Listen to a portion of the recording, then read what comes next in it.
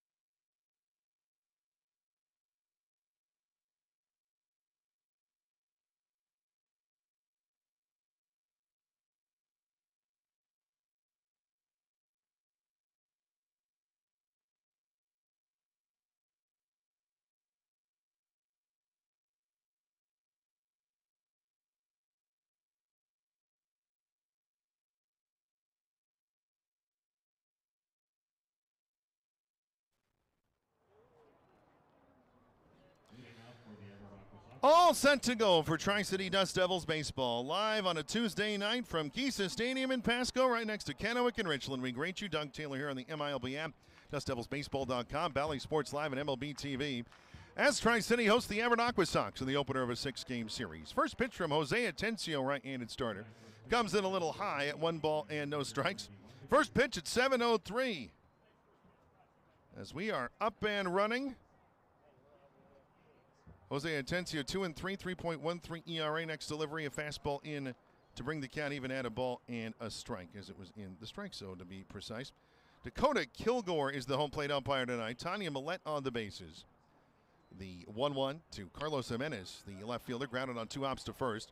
Ryan Nicholson will flip to a covering Atencio in time for the out. 1 down. So 3-1 is the putout of Jimenez. The guy who's had good success against the Dust Devils this year. He retired to begin the evening. We'll get you the Dust Devils defense in a moment. 1 out, top of the first. Dust Devils and AquaSox no score just underway, and catcher Luke Stevenson comes to the plate. Stevenson, high prospect and catching prospect, and a guy who has done significant damage to the Dust Devils this year. First pitch, Stevenson high in the air to right center. Going back, Jorge Ruiz to the track to the wall, and there's a bit more damage. Luke Stevenson high and deep and gone. It was over the old wall as well. Warm day, wind not really blowing in from right center. I'm not sure it mattered, as he got everything of that one. As the lefty rounds the bases and touches home, it's Everett 1, Tri-City nothing in the top of the first for Stevenson. Homer number 17, the RBI total to 73. That was touched up. Just under 106 off the bat. The distance on it, 415 feet. So again, that a homer regardless of where the fences are. First pitch now to Corbin Dickerson, the center fielder, misses. 1 ball and no strikes. Atencio coming in from AAA Salt Lake. He flew in mid-afternoon or so. The 1-0 fastball chopped up the third base line, spinning foul, and third baseman Harold Cole will greet it there. So the count even at a ball and a strike. Very quickly, the Tri-City defense across the outfield. Kevin Castillo in left field. Hayden Alvarez back with the Dust Devils in center tonight. And Jorge Ruiz, the right fielder. The infield, Harold Cole at third base. Kendry Maduro is the shortstop. Capri Ortiz, the second baseman. Ryan Nicholson at first, and Peter Burns catching behind home plate. Since the roster shakeup in early August, this has been a fairly typical alignment, especially with the Dust Devils at home. As Atencio winds, the 1-1. Dickerson, soft grounder, left side of the infield. Kendry Maduro there at the edge of the grass. He fires. Ryan Nicholson handles it for out number 2. Jose Atencio, known for being a guy who throws a bunch of strikes. Sometimes those strikes get touched up, but it hasn't been too much. And the ERA 3.13 coming into the night. A little higher now, 3.32 as things sit, but that'll, of course, float throughout the ball game. 6-3 ground out makes it 2 outs in the first. Luke Stevenson solo homer, making it 1-0 Everett. The base is empty, and up at the plate, first baseman Brandon Ike. First pitch to him, lined on the ground, up the middle to the left of center, and through for a 2-out single. Ike pulling into first, Hayden Alvarez bringing the throw in. Second hit of the frame for Everett.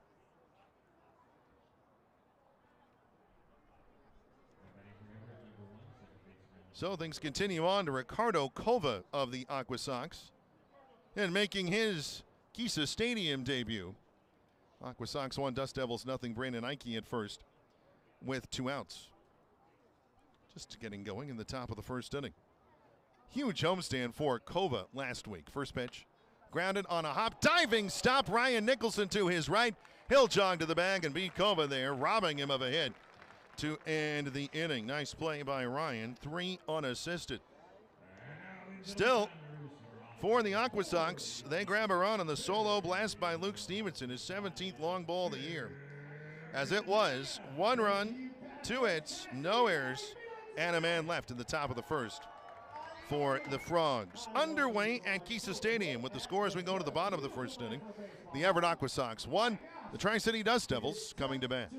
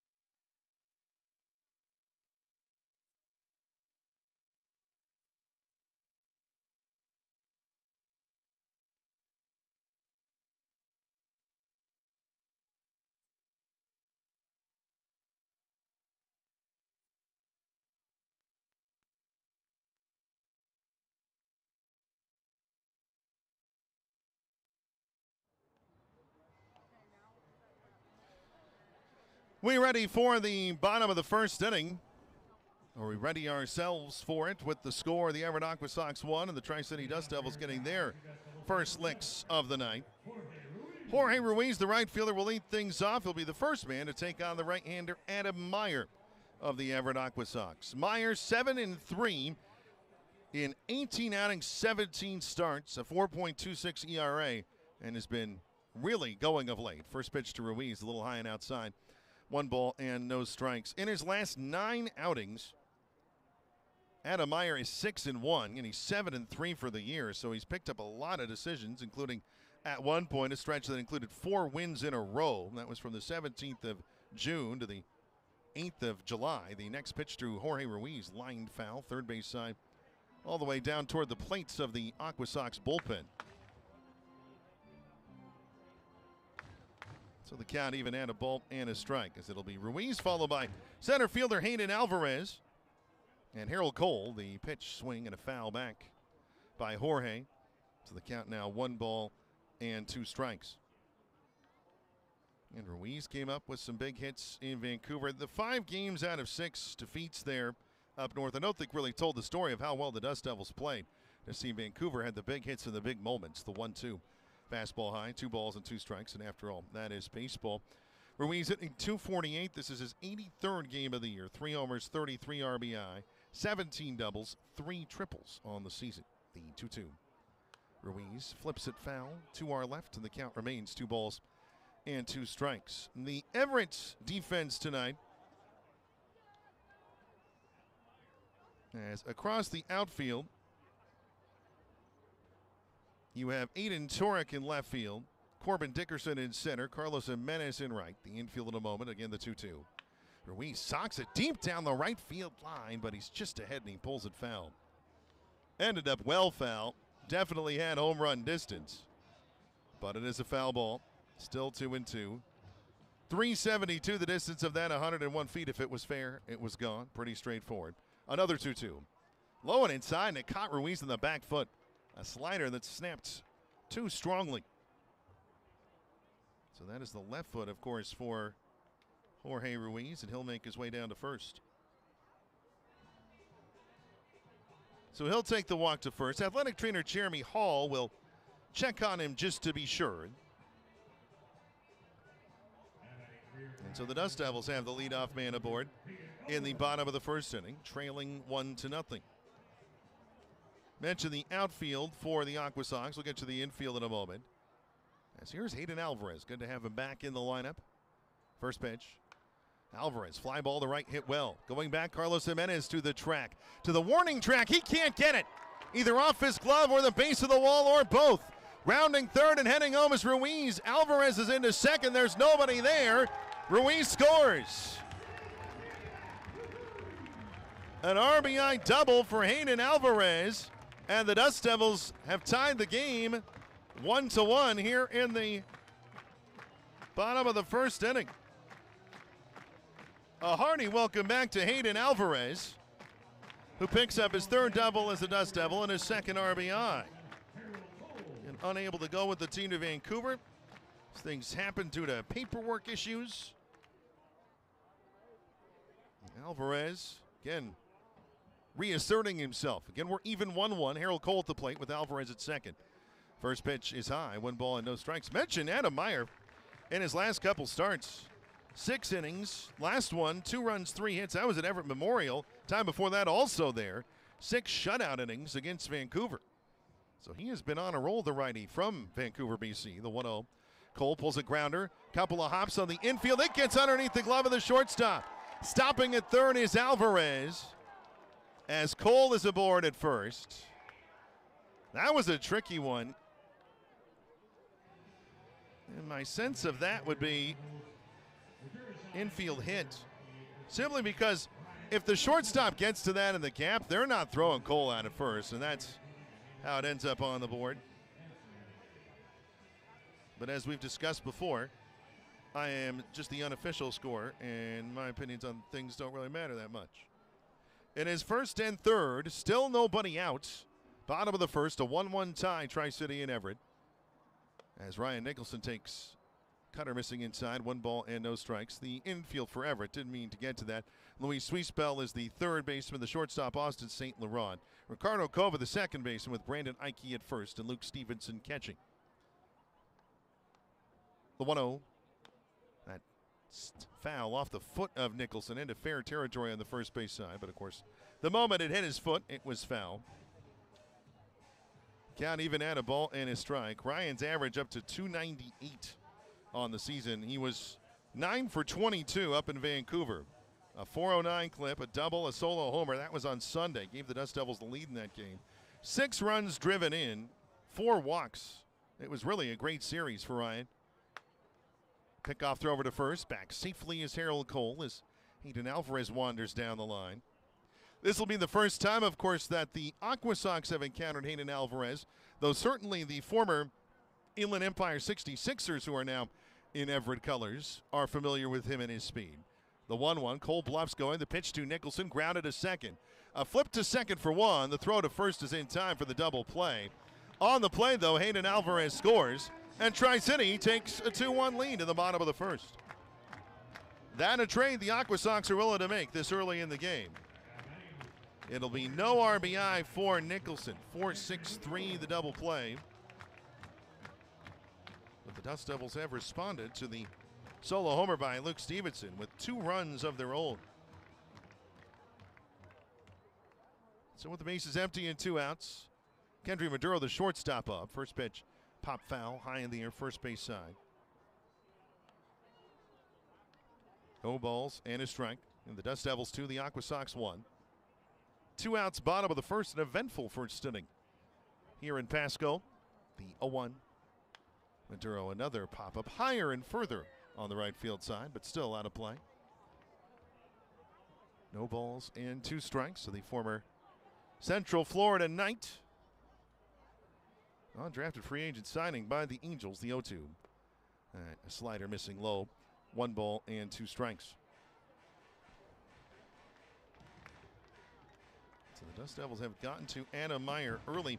They have had some success against Meyer this year, though his record against them is 1-0. Again, that doesn't really tell the story sometimes, especially these days. The 1-2, swing and a miss, strike 3, as Meyer gets Maduro with a slider for his first strikeout of the night, and the inning comes to an end. But the Dust Devils, 2 runs, 2 hits, no errors, and nobody left through an inning. Here at Kisa, the score, the Dust Devils 2, the AquaSox 1. We're glad you're here for Dust Devils baseball.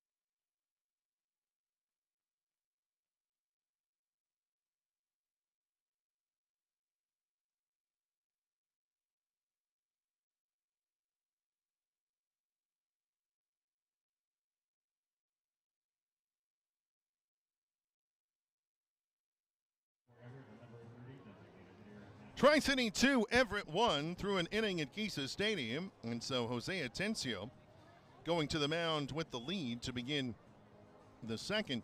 He faced 5 batters in the first inning through a total of 9 pitches, 7 for strikes. So not a ton of work, at least physical labor, for the Venezuelan in the first inning. First man he'll take on in the second is the designated hitter Matthew Ellis, powerful lefty. As from the wind of Atencio, first pitch of the second. That fouled at the plate, coming to a stop with some spin right near the Left-hand batter's box. No balls and a strike. This one of 3 games in the Northwest League. This is the closest one at the moment. As 2 games started at 6:35, and they both have the score of 4-0. In both cases, the visitors in front, the 0-1. It's low. A ball and a strike. Bottom of the 3rd at Avista Stadium in Spokane Valley. It is Hillsborough 4, Spokane nothing of note down at PK Park in Eugene. Vancouver 4, Eugene nothing. Top of the 3rd down there. That's a big series when it comes to the second half race. The 1-1. The one inside, 2 balls and a strike. In the case of the Vancouver Canadians, the rest of the league, they are Eugene Emeralds fans this week. Hoping that the Seas can take some losses there. Otherwise, they're going to be in pretty good position with 2 weeks to go. The 2-1 swing and a miss. Atencio had him out in front. Off-speed pitch fooling the 6'4" lefty of Waddy, Kentucky. 2 balls and 2 strikes. And listening 250 on the nose for the year. The pitch. Line out in the left, and it's going to be a little higher now as Ellis driving one the opposite way for a leadoff hit. Everett's 3rd hit of the ball game. Ellis 15 homers, 46 RBI, 9 doubles, and now 56 hits on the season.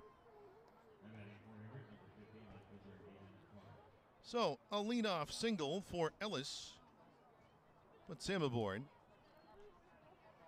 Nobody out of the second. 2-1 the Dust Devils leading, and Atencio now working from the stretch with left fielder Aiden Torek at the plate. First pitch. Fastball in there for strike 1. It's Torek, a guy who may have grown up an Angels fan. Hometown of Santa Ana, California. That's right next to Anaheim. The 0-1. Hit high in the air to center. Playable, though. Hayden Alvarez now running in on it. He went back initially, staying with it. He makes the catch, then comes up firing to first, and Ellis will hurry back. Throw is a little up the line. Ryan Nicholson corralling it.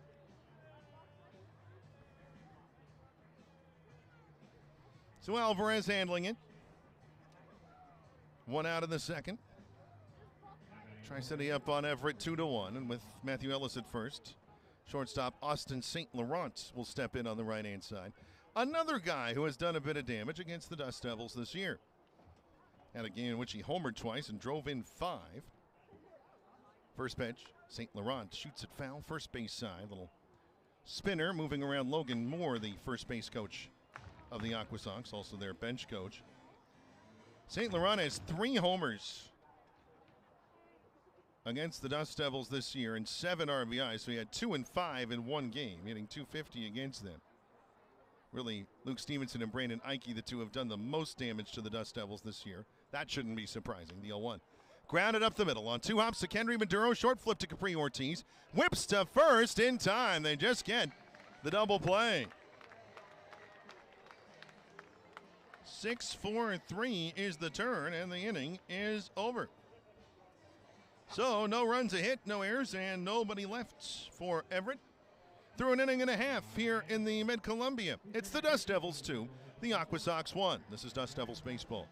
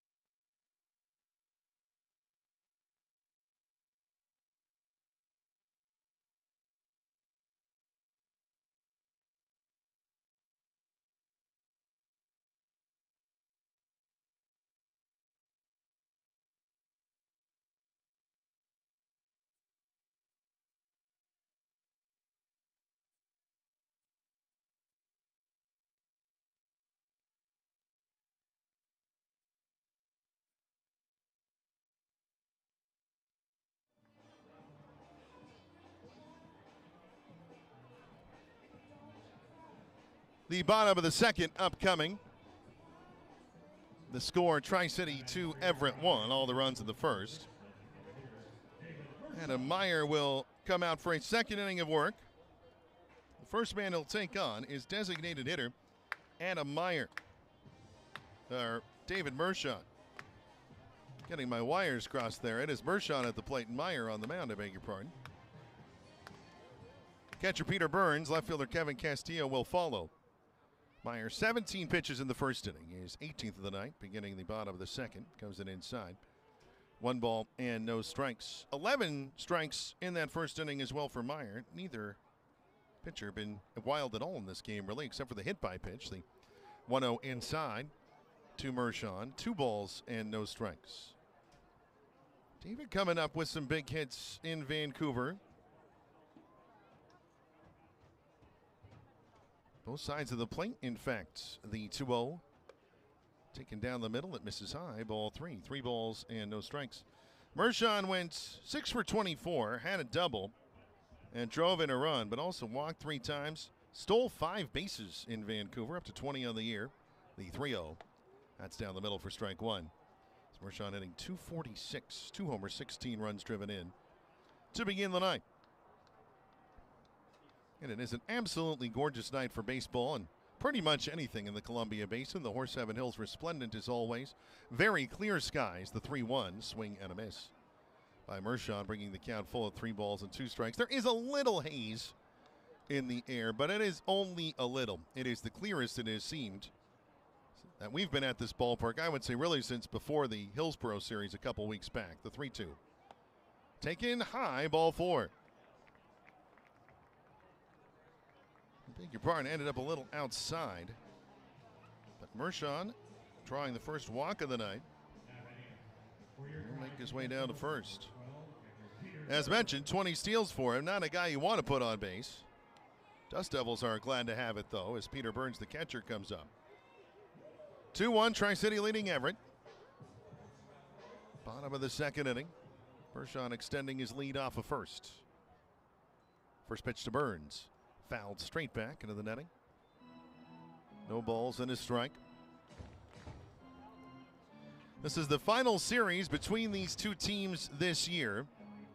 The Dust Devils are 10-14 against the AquaSox. So if they want to win the season series, they got to win all 6. The 0-1. Burns grounds it through the left side. Big hole there. And Peter Burns picks up a hit. Heading for third, David Mershon. His speed will get him there, and Burns will go to second. Heads up, base running by the Dust Devils all around.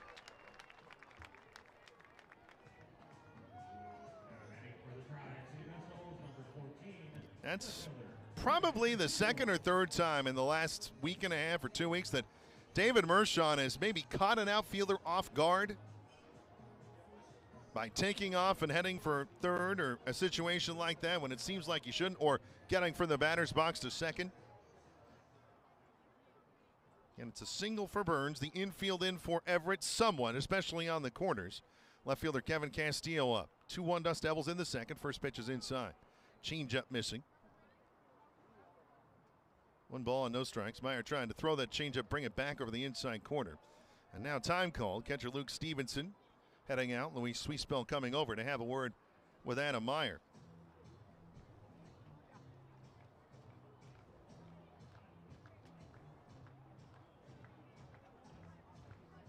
So those two converse. Everett, and by the way, it's for those not watching, listening in on I should say, the MILB app and DustDevilsBaseball.com, where you hear us only. Everett wearing their standard road grays tonight, jersey and pants. Everett and the old Seattle Mariners fought. They've turned the Trident M around or to the side to make it an E. That's in navy. The numbers as well, with a little bit of the teal trim or aquamarine around. Navy cap on top. Tri-City in their standard home, white, navy, and gold. The 1-0. Castillo takes it high. 2 balls and no strikes.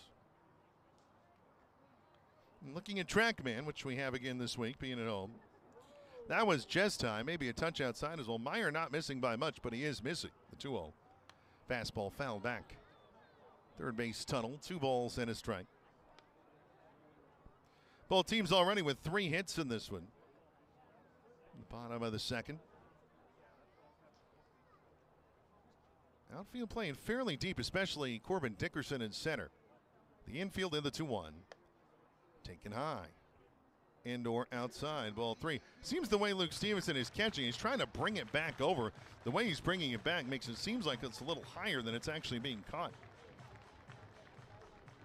Either way, 3-1. First base is open, but Adam Meyer not trying to walk the bases loaded. His time is called by Luke Stevenson right before Adam Meyer was about to deliver. But I have to think the pitch clock was a consideration there as well. Just getting recognized in time. So it is still 3-1. Mershon at third, Burns at second. The pitch to Castillo. That is high, ball 4. So walk, single walk, the base is loaded for the last Dust Devil to hit a grand slam this year. Capri Ortiz will come to the plate. That was a couple weeks ago against Hillsborough. 13 days to be precise. As the second baseman stands in. Tri-City trying to post a big number here in inning number 2. Bases loaded, nobody out, up 2-1. First pitch for Meyer. Slider, check swing, did he offer? No, says Tanya Millette, the base umpire. 1 ball and no strikes. 2-person crew adjudicating things this week, rotating back and forth. Again, not the usual arrangement either, so I think that's another border consideration, the 1-0. Ortiz a liner to center. Corbin Dickerson lining it up. He cannot make the catch. As it rolls past him, Mershon coming home. He will score. Safely home is Burns. Ball gets away as Castillo will stop at third, and Ortiz up to second. It'll be a 2-run single, and the Dust Devils lead 4-1 here in the second. Can't help but note David Mershon, though, a bit hobbled coming to the plate. He does score, but is still a bit gimpy getting to the first base side. So the Dust Devils are up 3. Still nobody out of the inning. And Jorge Ruiz will get his second at bat in as many frames.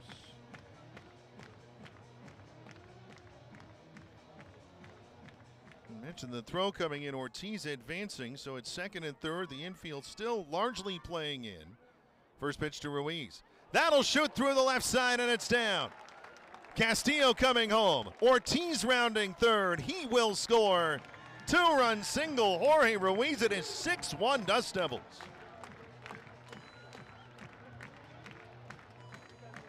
This offense looks a little different. Here at home, Hayden Alvarez helping extend the order.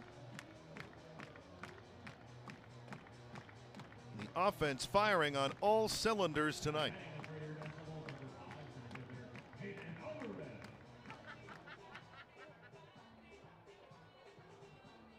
So Hayden Alvarez, speaking of, he will make his way back to the plate. And 6-1 Tri-City, still nobody out here in the second inning. First pitch to him, breaking ball catching the inside edge for strike 1. As Jorge Ruiz has now reached twice and of course drove in 2 with the single, the 0-1. Swing and a miss, strike 2. Slider moving away.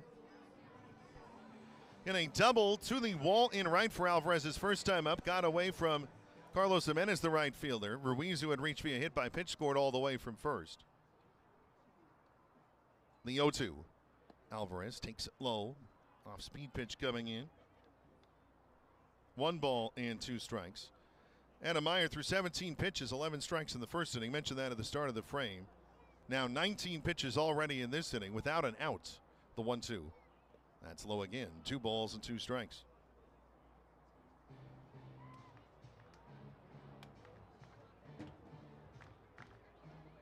Harold Cole on deck, and things are stirring quickly in the Everett bullpen.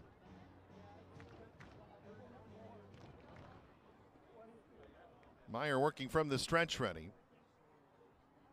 The 2-2. Alvarez, fly ball to center. Playable though, coming in on a Corbin Dickerson, the center fielder, and he'll make the catch for the first out of the bottom of the second, and Ruiz will return to first.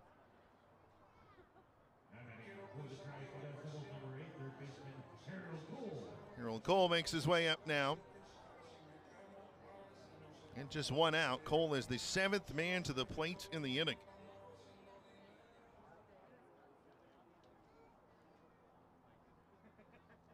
(6-1) Tri-City leading Everett. Pickoff throw over to first. Close play. Back safely though is Jorge Ruiz. Jorge, 11 steals. He's been caught 4 times this year. Jose Atencio working with the big lead now, coming out for the third. The pitch. Well outside. It gets away to the backstop. Bounding back to Stevenson, but not before he could make any play to second. A wild pitch, moving Jorge Ruiz up to scoring position. Again, this has gone a bit sideways on Adam Meyer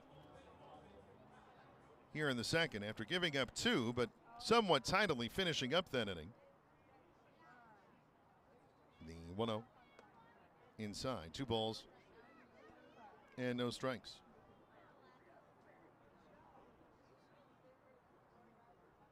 This Dust Devils team struggled offensively in a place that is not known for offense, Nat Bailey Stadium last week. Happy to be back at more friendly confines, the 2-0. That's high, ball 3. 3 balls and no strikes. No one yet throwing for Everett in their bullpen, but multiple options have been stretching and trying to get ready. And it looks as though that is about to begin now.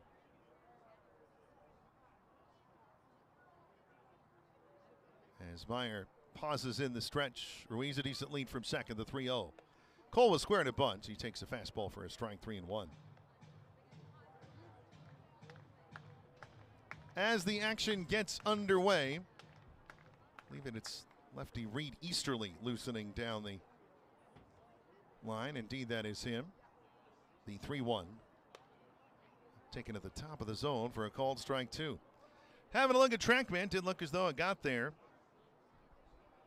So the count is full. Ryan Nicholson waiting on deck.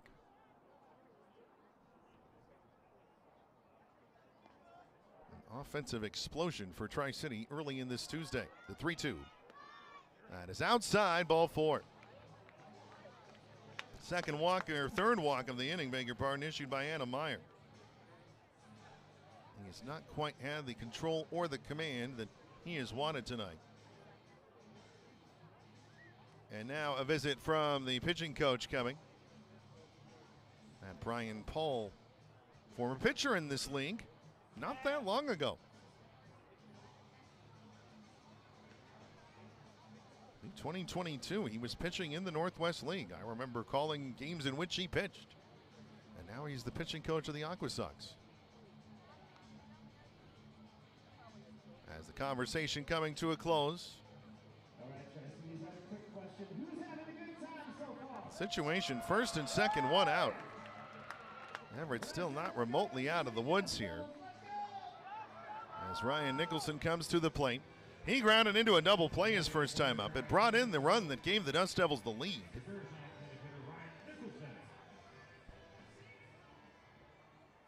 (6-1), the Dust Devils leading the AquaSox. First and second, 1 out of the second. First pitch. Slider missing high. 1 ball and no strikes. I would say actually outside. You have good speed as well in both Ruiz and Cole on base. Double steal's not out of the realm of possibility. The 1-0. That is high. 2 balls and no strikes. You do have a block of lefties coming up after Kendry Maduro, who's on deck for Tri-City.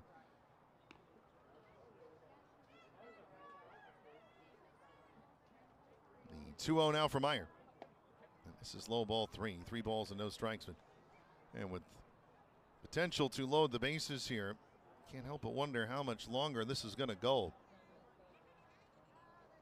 Tri-City is really the first team to get to Adam Meyer in a while.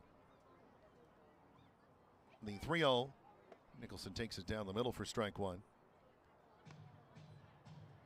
And 6 runs on 5 hits so far. Just 4 outs recorded by Everett in this game. Gene, I should say, July 21st, 5 runs and 8 hits and 4 1/3. Probably the last time. The 3-1. Nicholson, fly ball to center. Corbin Dickerson was out on it initially, then coming back, and he drops it. Rounding third and heading home is Ruiz. He's going to come in and score, and it's 7-1 Dust Devils. First time in the Giesa Stadium outfield, and it seems to be giving Corbin Dickerson a little grief. Second time tonight, he's gone back on a ball, then raced in have to think that will probably be an E8 charge to Dickerson, and Ryan Scott is out of the dugout. As Adam Meyer a touch unlucky there, but it's been a tough night, and Scott is going to end it. The call is made to the bullpen, and the Dust Devils have scored 5 runs in the bottom of the second. Still only 1 out, and Reed Easterly will try to put out the fire. A pitching change early on in this one. Runners at first and second, still just 1 out, and again, 5 runs in. The score, the Dust Devils 7, the AquaSox 1. More on Reed Easterly when we return.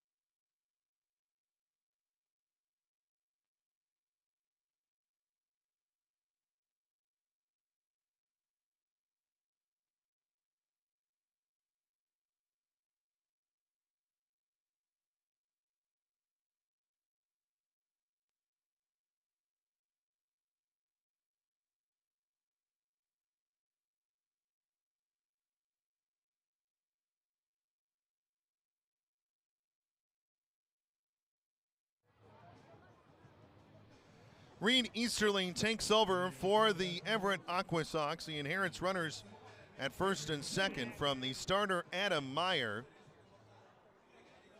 The score, Tri-City 7, Everett 1.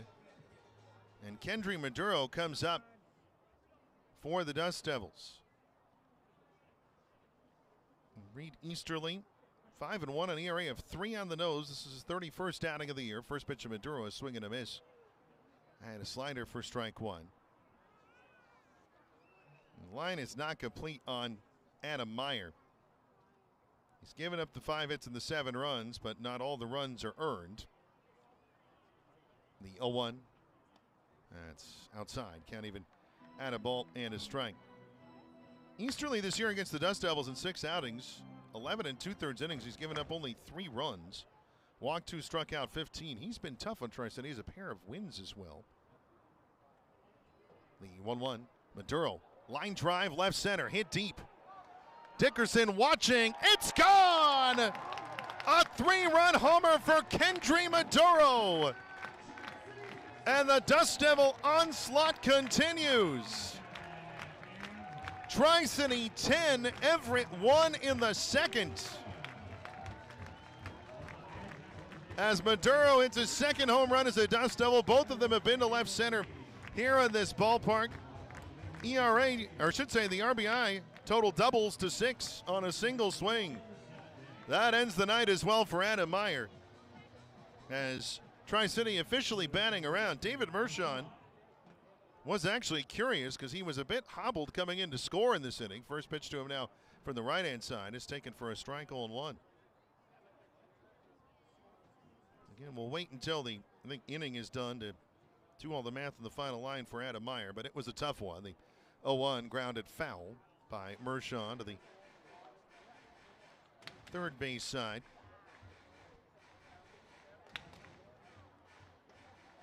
It is a messy scorecard at the moment, but joyously for Tri-City. The 0-2. Mershon takes it low and outside. 1 ball and 2 strikes. David got this inning going by drawing a walk for Meyer. That was certainly a major issue for the righty in his outing today. The 1-2 outside, 2 balls and 2 strikes.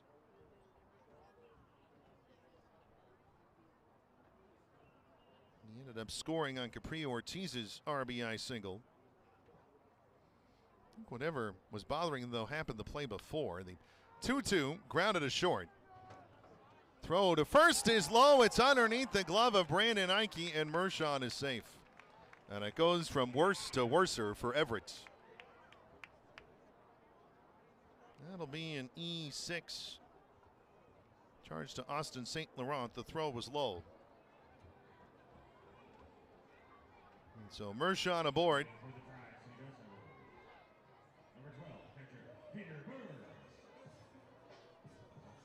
So you got to check something here. Currently the score is 3 errors on the board. There have been 2 in this inning, so there was a third one as the first pitch to Burns taken for strike 1. Apparently on the play involving Capri Ortiz's RBI single, Luis Swiespel charged with an error on the throw to third as the next pitch is fouled at the plate. Ball and a strike. So just tidying up the book there. That was obviously earlier in this inning.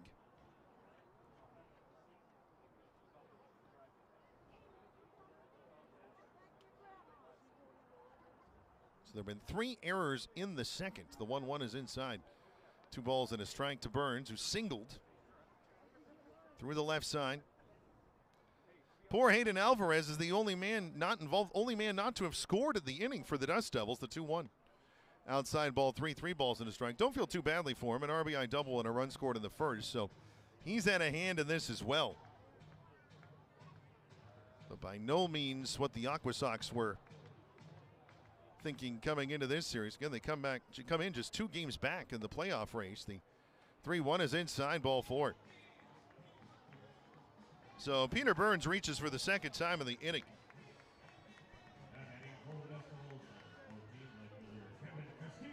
Kevin Castillo, who walked and scored his first time to the plate in the second, will come up. So 8 runs in the inning. Still just 1 out in the bottom of the second. 10-1, the Dust Devils leading the AquaSox. The pitch. Castillo, soft grounded to the right side. Ricardo Cova looks at second, goes to first. Castillo is retired on the play. The runners move on.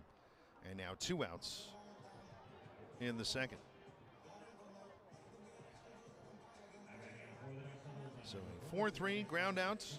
Seemed like the bat might have broken. Now Capri Ortiz will come to the plate.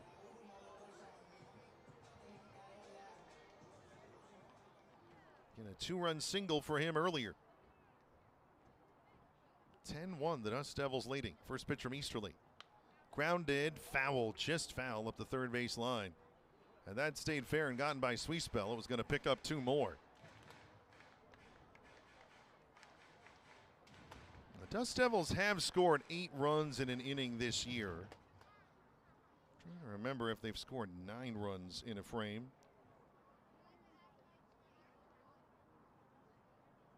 The 0-1, swing and a miss. Spot him, dropped out. Ortiz going after it. No balls and 2 strikes. Yeah, we're going to have to do some digging.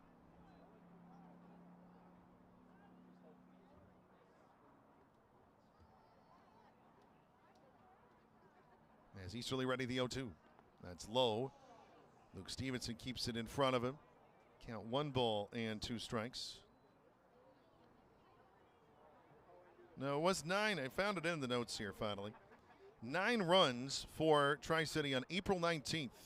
Game against Hillsborough. Sunday afternoon game. Dust Devils won it 16-3. I believe Randy DeJesus's grand slam capping the 9-run frame. The 1-2. Breaking ball foul off of Ortiz's foot at the plate. He'll keep it going. 1 ball and 2 strikes. Capri Ortiz is the 13th man to the plate in the bottom of the second.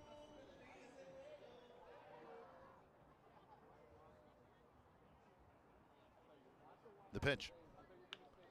Chopped on a hop to third, picked by Luis Swiespel. Throw to first is in time.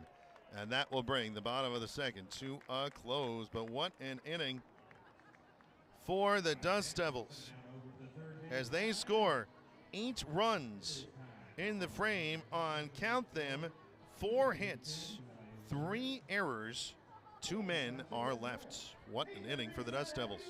We go to the third. Jose Atencio with a lot of breathing room. The score, the Dust Devils 10, the AquaSox 1. You're listening to Tri-City Dust Devils Baseball.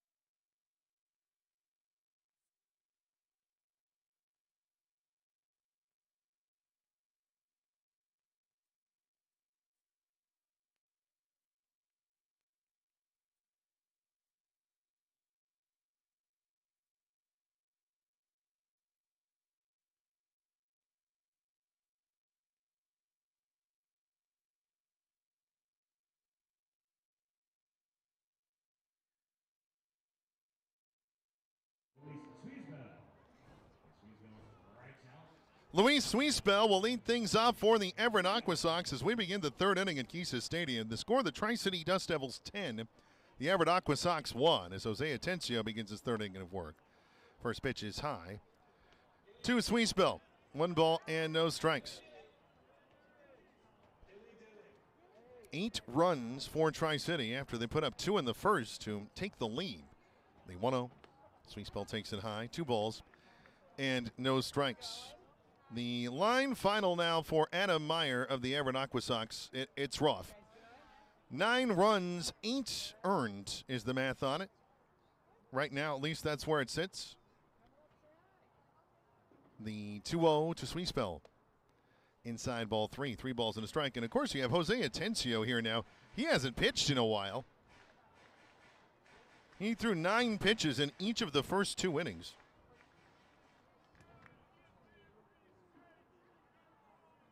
As the 3-0 now from the wind of the righty. That catches the plate for strike 1. I should note that Luis Sweespel is tonight's King Beverage beer batter. If Luis Sweespel strikes out in the first 7 innings, fans will get a discounted beer, 21 and up, sorry kids, for 10 minutes following. The 3-1. Fastball popped up high in the air, third base side.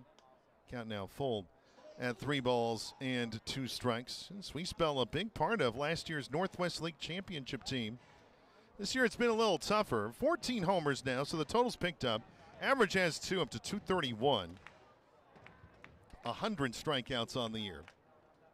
Full count pitch. Swing and a miss, strike 3. Got him with a changeup. So Atencio comes back from down 3-0 to pick up the K and making friends all around Kisa Stadium.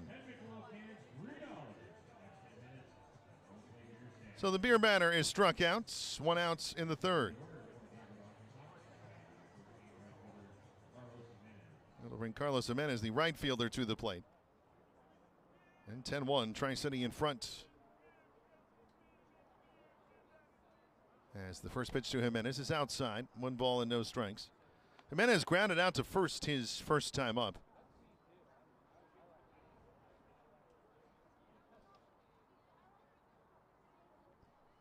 The 1-0. That's low and inside. 2 balls and no strikes. Well, this game got off to a fine start for the AquaSox. 1 out of the ball game, Luke Stevenson, who's currently waiting on deck, bombing a solo homer out to right center. And it was 1-0 to the visitors, and it has gone south for them since the 2-0. Fastball down the middle for strike 1.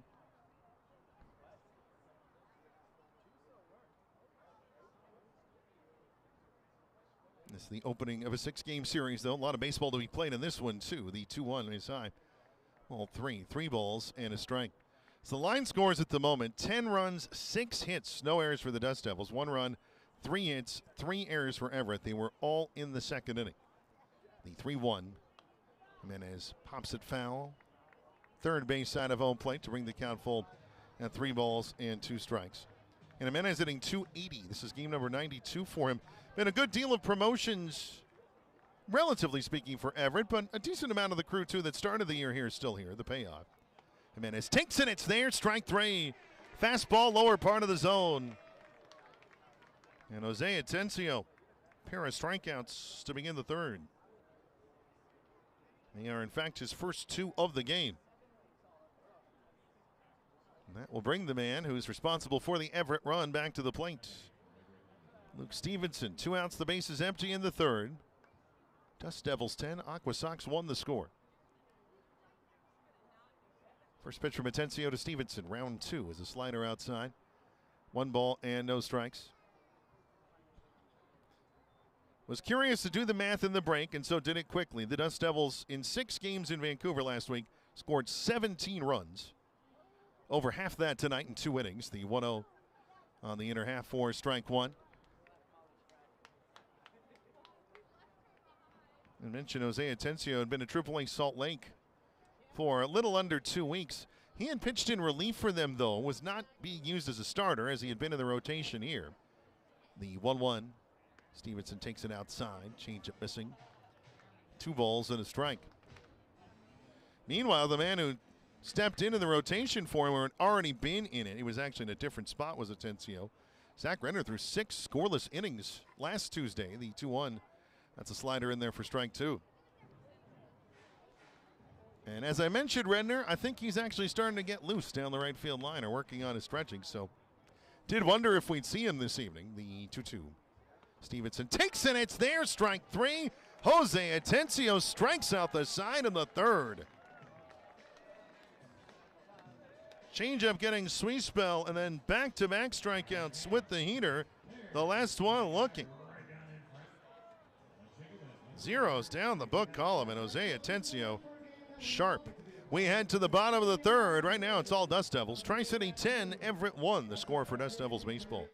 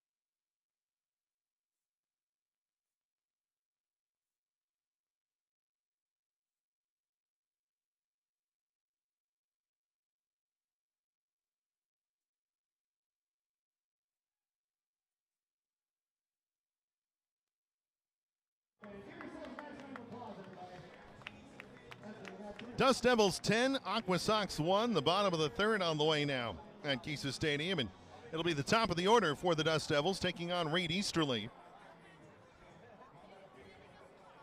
Jorge Ruiz, Hayden Alvarez, and Harold Cole, who each came up in the bottom of the 2nd. 2 of the 3 reached and scored. The scorecard on the Dust Devil side of the ledger is an abject mess, as the pitch to Ruiz misses low, 1 ball and no strikes, but it's the kind of mess that you want. Bunch of runs going on the board. The 1-0. Ruiz takes it. It's in there for strike 1. Jorge has reached twice. He has scored twice. He was hit by a pitch in the bottom of the 1st, then came in all the way from first in a double by Hayden Alvarez. Bottom 1. The 1-1 hit high in the air to center. Corbin Dickerson coming in. Still in. He'll make the catch for the first out of the 3rd. Still seemed like Dickerson was having a little trouble on that one. As we are getting earlier and earlier to the dusky time of night now. Sunset in just a couple of minutes here in the Mid-Columbia. Jorge Ruiz retired for the first time tonight. And it can be a difficult outfield, especially if you've not been in it before and at this time of night. Hayden Alvarez, the center fielder, up now. 10-1 Dust Devils in the 3rd. First pitch outside from Easterly. 1 ball and no strikes. Quick Northwest League update. Top of the 5th in Spokane Valley. Hillsboro 5, Spokane 2 the score to Vista Stadium. The 1-0. Alvarez, big swing and a miss. Bring the count even at a ball and a strike. And as well at PK Park in Eugene, top of the 5th there. Vancouver 6, Eugene 3 the score now. So they've come a bit closer, have the Emeralds. The 1-1 is high to Alvarez. 2 balls and a strike. Hayden is 1 for 2. And just great to have him back in the order, the number 3 prospect in the Angels system. RBI double in the first, fly out to center his last time up. The 2-1 is outside again. Slider missing, ball 3. 3 balls and a strike. Infield is playing Alvarez to pull. Outfield almost straight on, very slightly the opposite way. 3-1. Alvarez takes a fastball. It's in there to bring the count full. 3-2. Caught the inner half.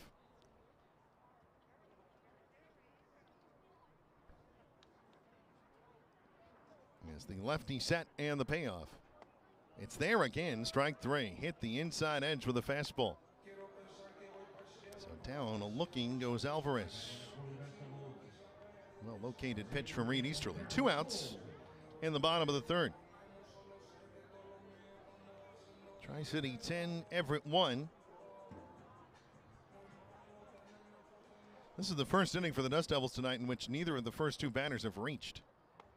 As the first pitch to Harold Cole is outside. Curveball missing, 1-0. Cole has reached twice, an infield single in the first, and then a walk in the second. Ended up scoring the 1-0. That's lined out in a right, and that's going to get down for Tri-City's 7th hit of the night. So the Dust Devils will not be retired in order. Cole's opposite field single, making him down 2 for 2 with a walk. And bringing up Ryan Nicholson, who is 0 for 2. Though he has reached and scored a E8. Corbin Dickerson misjudging a fly ball in that 8-run second inning. First pitch to Ryan on the outer half to the lefty for strike 1. Dust Devils 10, AquaSox 1. Aaron Cole at first with 2 outs here in the third. 0-1. Nicholson, fly ball to center, shallow. Dickerson running in, going out as the shortstop, turning and making the catch is Austin St. Laurent, and that will end the Dust Devils' third for the first time tonight. They are held off the scoreboard. So no runs, a hit, no errors, a man left. And we go to the fourth. Dust Devils 10, AquaSox 1 the score. This is Tri-City Dust Devils baseball.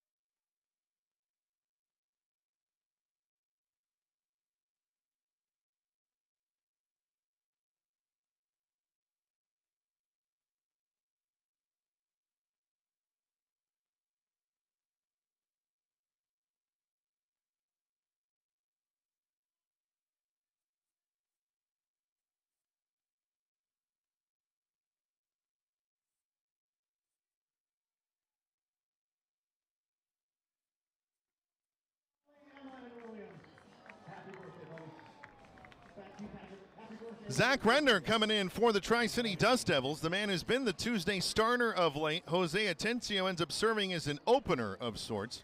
And he is done as we begin the fourth inning with the score. Tri-City 10, Everett 1.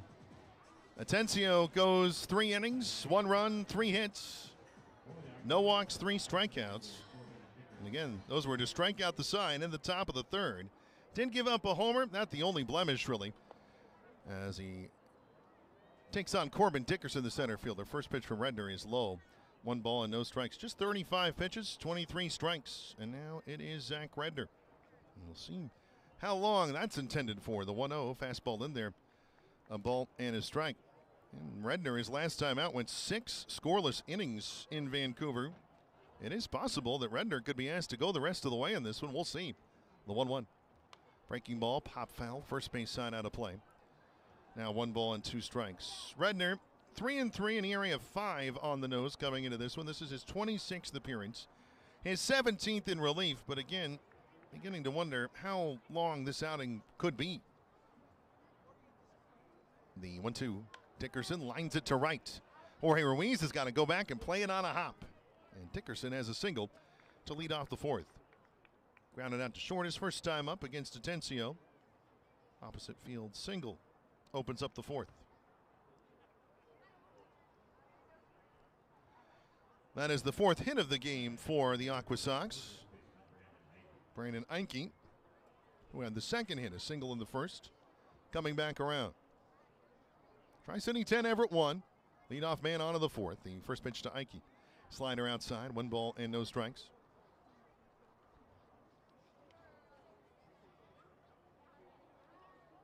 You mentioned Einke. A power bat, to say the least. The 1-0. That's in there for strike one. Count even. As Ike leading the Northwest League in homers with 24. The next closest, Lisbel Diaz, formerly of the Eugene Emeralds. He was promoted to AA Richmond in the last day or so. Runner goes. The 1-1 swing and a miss, strike two. Throw down to second, not in time.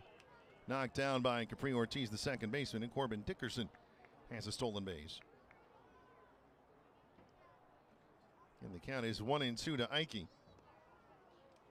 For Dickerson, that's his 11th steal in just 20 games. So, I don't know, I'll tell you what kind of speed he has. I mentioned Ike, the Northwest League's home run leader. Trying to find the next man still active in the Northwest League on that leaderboard. The 1-2 ripped into left by Ike. That's going to head toward the wall. Rounding third and scoring is Dickerson as Brandon Ike pulls in with a double. And again, one of the premier power bats of the Northwest League, showing that off as he brings the AquaSox a run closer. It's now Tri-City 10, Everett 2 in the fourth. For Ike, double number 21, RBI number 72.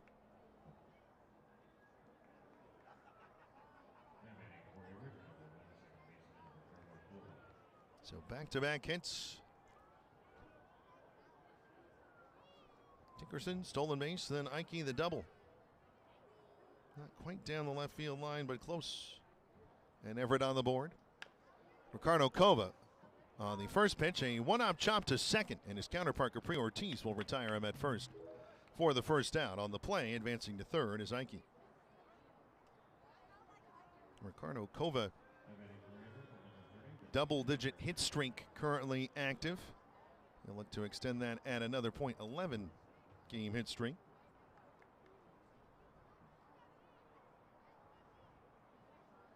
10-2, Tri-City up 8. Brandon Ike at third with one out. And up comes Matthew Ellis, the designated hitter. He hits one deep to left center. Alvarez having a look and watching. That is gone. Matthew Ellis, a two-run homer, and Everett making some noise here in the fourth. It is now Tri-City 10, Everett 4 in the fourth. Matthew Ellis, homer number 16, RBI total to 48. And he now 2 for 2 on his evening. Did I mention before? I think it did. A lot of baseball left to be played in this game. And Everett, certainly a capable offense, more than that.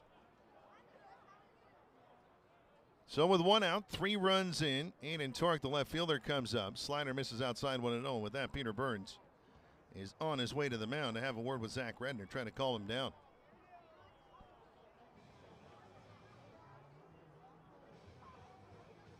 Of course, this is a little different, too, and obviously he asked the pitcher to do the job, and it's kind of straightforward in that regard of this is really the same.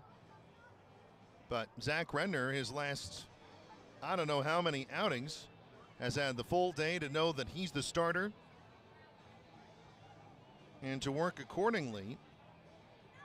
And then Jose Atencio brought in here. He makes the start tonight. Redner coming in from the bullpen. It just quite isn't the same feeling, and that might be taking a little bit of time for Redner to adjust to. Time called here. I'm not sure why. Clock will reset. Aiden Torque flew out to center his first time up.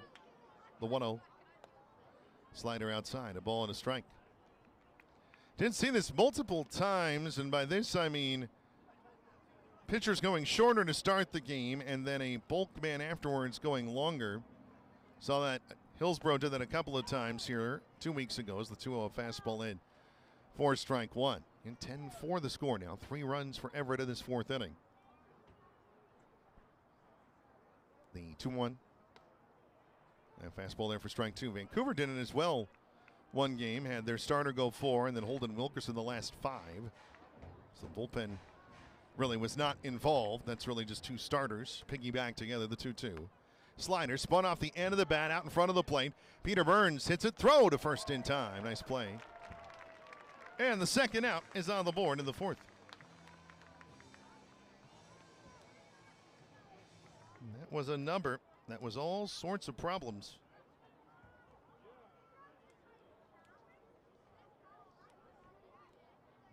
Nicely played by Burns for the second out. The base is empty. Again, 3 runs in for the AquaSox in this 4th inning. The Dust Devils still leading the visitors 10-4.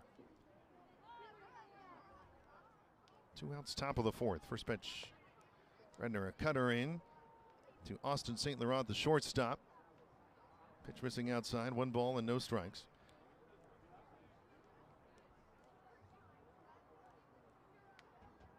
The 1-0 now. Slider, pull that in the left center. On the run, Hayden Alvarez over. It's going to bloop in front of him.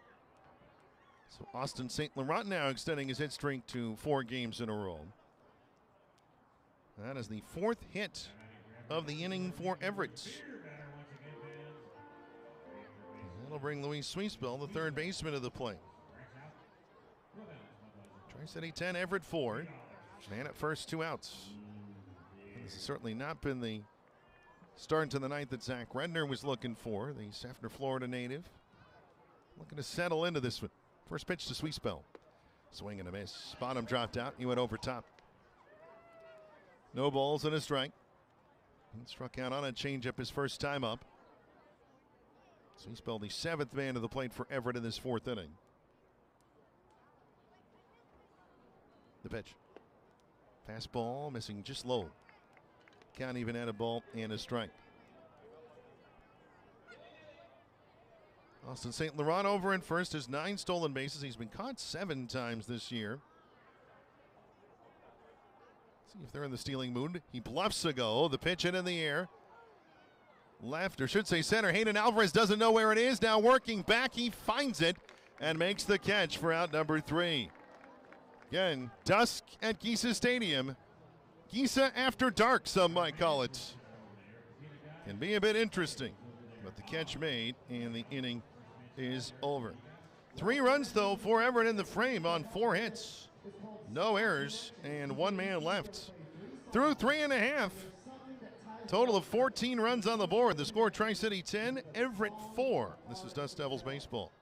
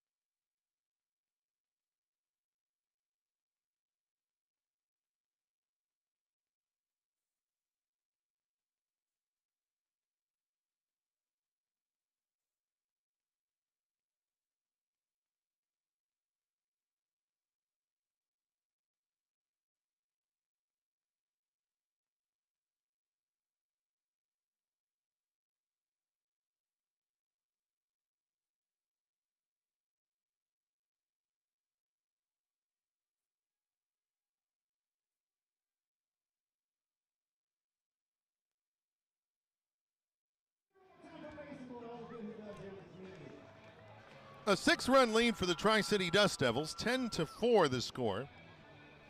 They lead the Everett AquaSox as we start the bottom of the 4th inning. Shortstop Kendry Maduro will be the leadoff man for Tri-City. He'll be followed by designated hitter, we'll see, Slate Alford is going to step into the game. Reed Easterly home. Little jam shot liner on a hop to second. Ricardo Cova has it. His throw to first in time for the out, 1 down. And with that, Slate Alford will make his first appearance at Giza Stadium, as he pinch hits for David Mershon, who is clearly injured his last run on the bases. Slate Alford pinch hitting for the Dust Devils. Alford an RBI single in Vancouver over the weekend. David Mershon ending his night 0 for 1 with a walk and a run scored. And again, he was somewhat hobbled on the bases in that 8-run second inning. And so he got 2 at-bats in the inning and then called it a day as the first pitch to Alford misses outside, 1 ball and no strikes. Got to talk with Slade a little bit in Vancouver. Excited to be at the high A level. Worked on some hitting in the Arizona Complex League and good success there. Next delivery to him inside. 2 balls and no strikes. Again, this is the first time, though, the Dust Devils fans will see him. 6'3", his height, 212 pounds. He'll be 24 coming up on Sunday, the 2-0. Fastball in there for strike one. 9th round, 2025 pick out of Georgia.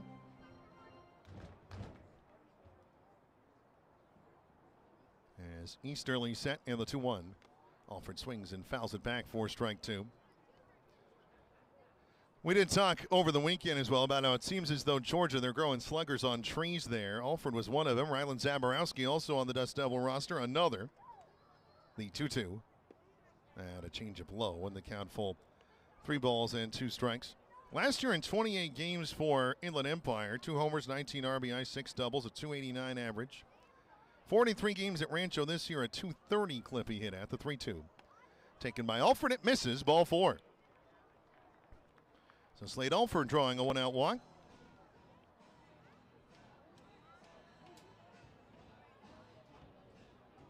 He'll make his way down to first.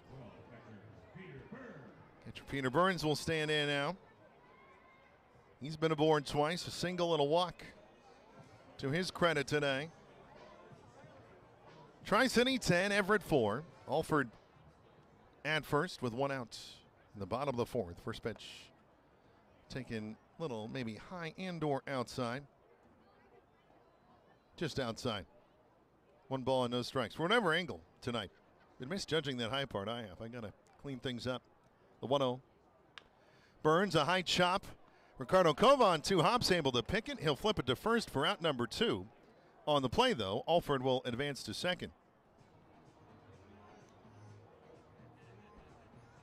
So 4-3 on the chop. And now Kevin Castillo, the left fielder, will come up. So Burns retired for the first time tonight, but he gets Alford into scoring position. First pitch to Castillo, swing and a miss. Over top, a pitch with some drop from the lefty, Rain Easterly. No balls and a strike. And Easterly, hometown of Katy, Texas. That's outside of Houston. Listed at 6 foot, 200 pounds, 24 years old. The 0-1. Misses low and inside, a ball and a strike.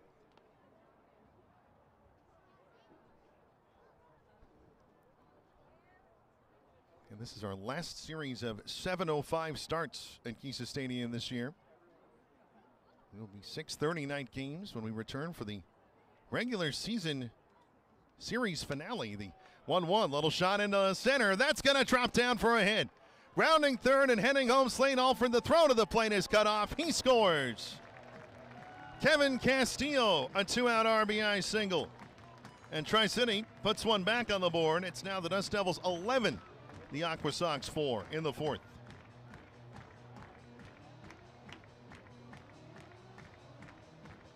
Just a little jam shot looper.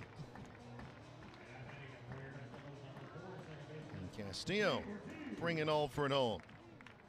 He at first with 2 outs, and Capri Ortiz will get his 3rd AB of the night. First pitch. The righty takes it outside. 1 ball and no strikes.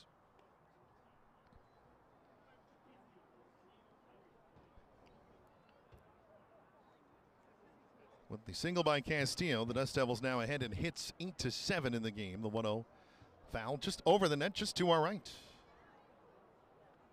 Believe that endangered the luxury suite over there. Maybe was that at one time. I think it's kind of a storage room at this point, but got even at a ball and a strike to Ortiz. Runner goes, swing and a miss, strike 2. Throw down to second. And Capri Ortiz is going to be called for interfering. Luke Stevenson, I think, kind of leaned in to try to get the throw. And that's what Dan Billardello, the Tri-City manager, is arguing, that Stevenson kind of leaned to his left to try to draw the contact. And so Ortiz is out, or interference is called to end the inning. So the Dust Devils are done here in the 4th. 1 run, though, on a hit, no errors. And we head to the fifth with the score, the Dust Devils 11, the AquaSox 4. This is Dust Devils baseball.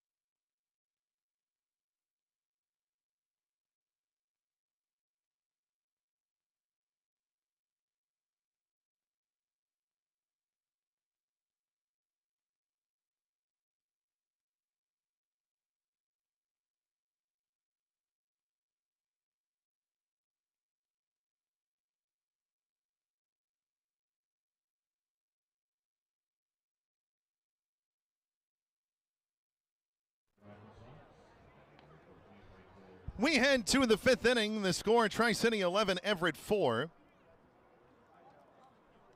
And leading things off to begin the fifth will be the right fielder, Carlos Jimenez, the Everett leadoff man. He takes on Zach Render, beginning his second inning of work. First pitch from Zach. Swing and a miss. Slider offered to the left-hand hitting right fielder. No balls and a strike. If you've just joined us, first, glad you're here. Secondly, an 8-run bottom of the second for the Dust Devils. Really the space in the game right now. The 0-1 a changeup finding the zone for strike two. Carlos Jimenez thought it was inside. Looking at TrackMan, it's oh so very close. That would be kind of a sliver if they did the ABS. The 0-2. Slider line to left center on the run. Hayden Alvarez, he will not get there on a hop. Jimenez has a hit. His first of the game, he was 0 for 2 to that point. But he gets that liner to drop. Now both teams 8 hits on the night. Redner trying to be the, well actually he is kind of, just with the way they score things these days, the pitcher of record for the Dust Devils. But Zach trying to get this one to official status here in the fifth. The runner goes. First pitch is low. Throw down to second on the money. Jimenez is out. Peter Burns dropping that right on the right side of the bag as we see it. Don't think you could have put that out there much better. And Carlos Jimenez is dismissed for the 11th time on the bases this year. So the hit is erased. One out of the fifth. Got 11-4 Tri-City leading. The pitch missing the zone, so 1-0 the count. Or beg your pardon, it was a called strike, 0-1 the pitch. And a slider on the inside. So the count is even at a ball and a strike.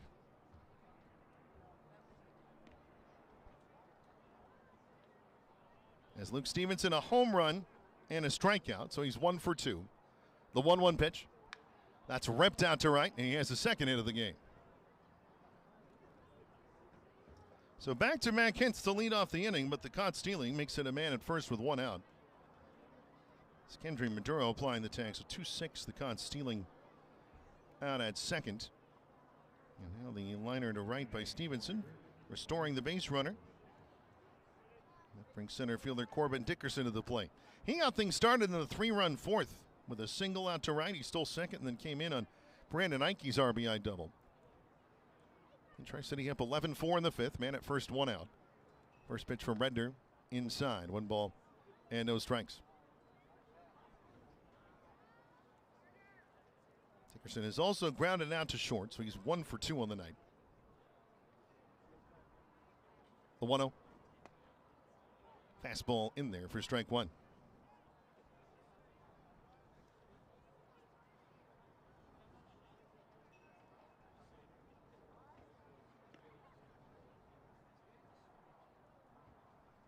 Decent lead at first. The pitch.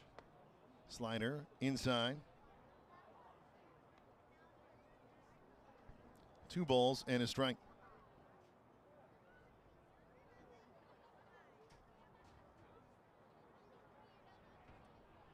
The 2-1 now. Slider on the outside edge for strike 2. So the count is even. And Corbin Dickerson, 5th round pick in last year's draft. Hometown of Louisville. Dust Devils, of course, have a man from Louisville. That'll be Ryan Nicholson. The 2-2 fouled on a line. Looked like it skipped off the roof of the old batting cages.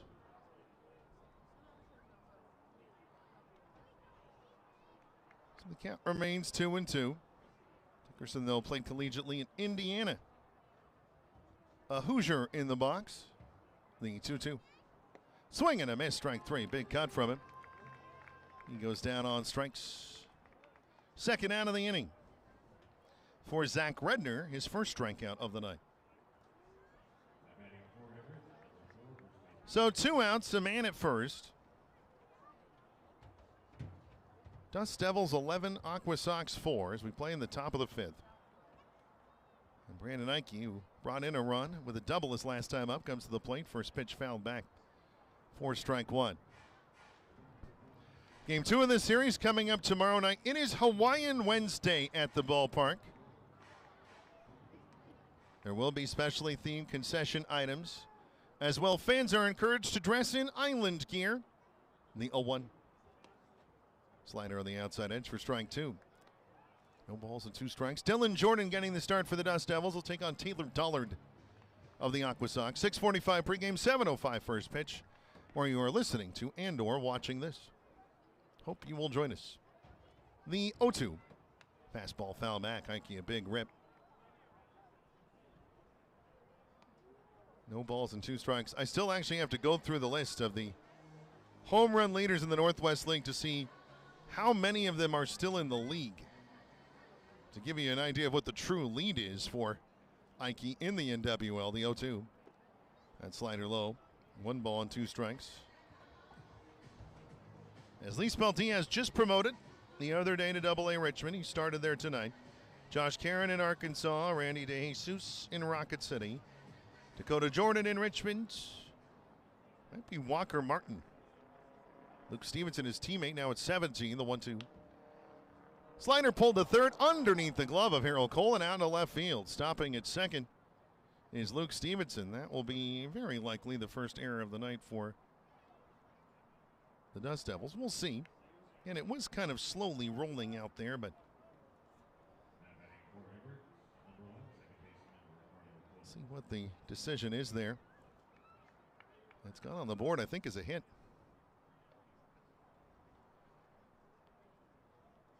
So if so, that would make Brandon Ike 3 for 3. And here is at the plate now, second baseman Ricardo Cova. 11-4 Dust Devils in the 5th. First pitch. That is top foul up the third base line out toward Ryan Scott, the Everett manager, coaching at third.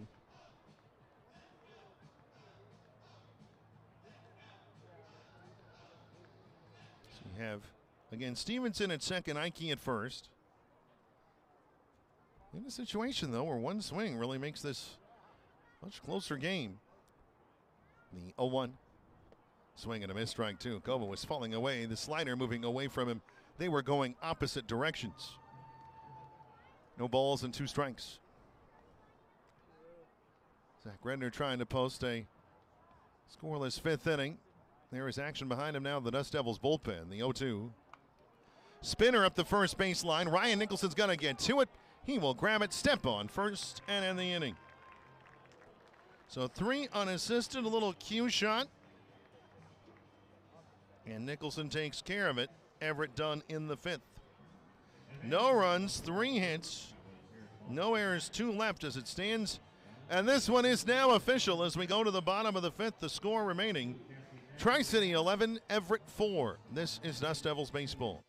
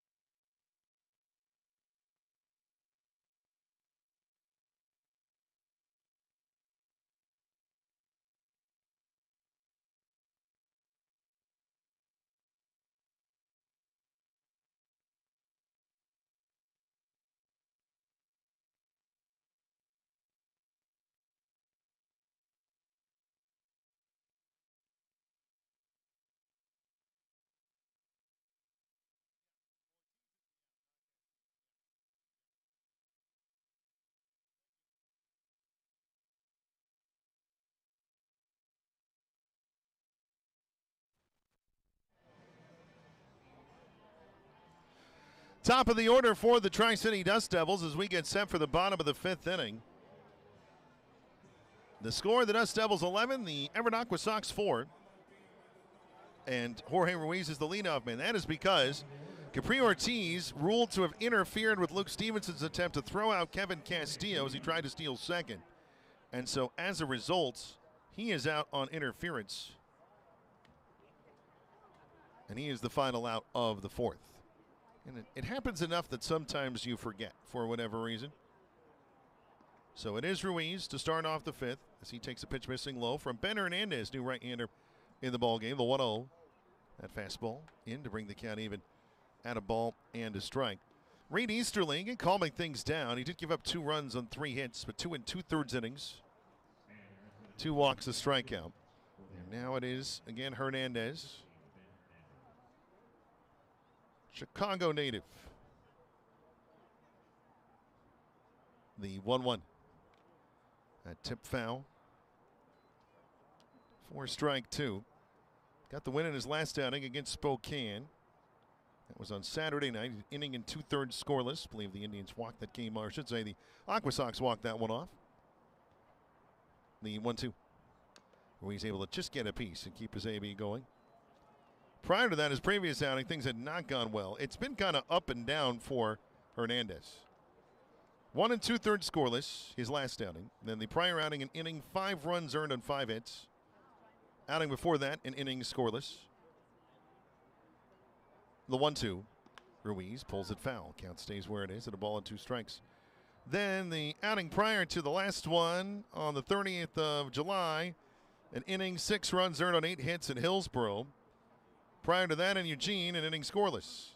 So it has really been a roller coaster of 5 appearances for Hernandez. The 1-2 again. Inside, and Ruiz is hit on the foot for the 2nd time tonight.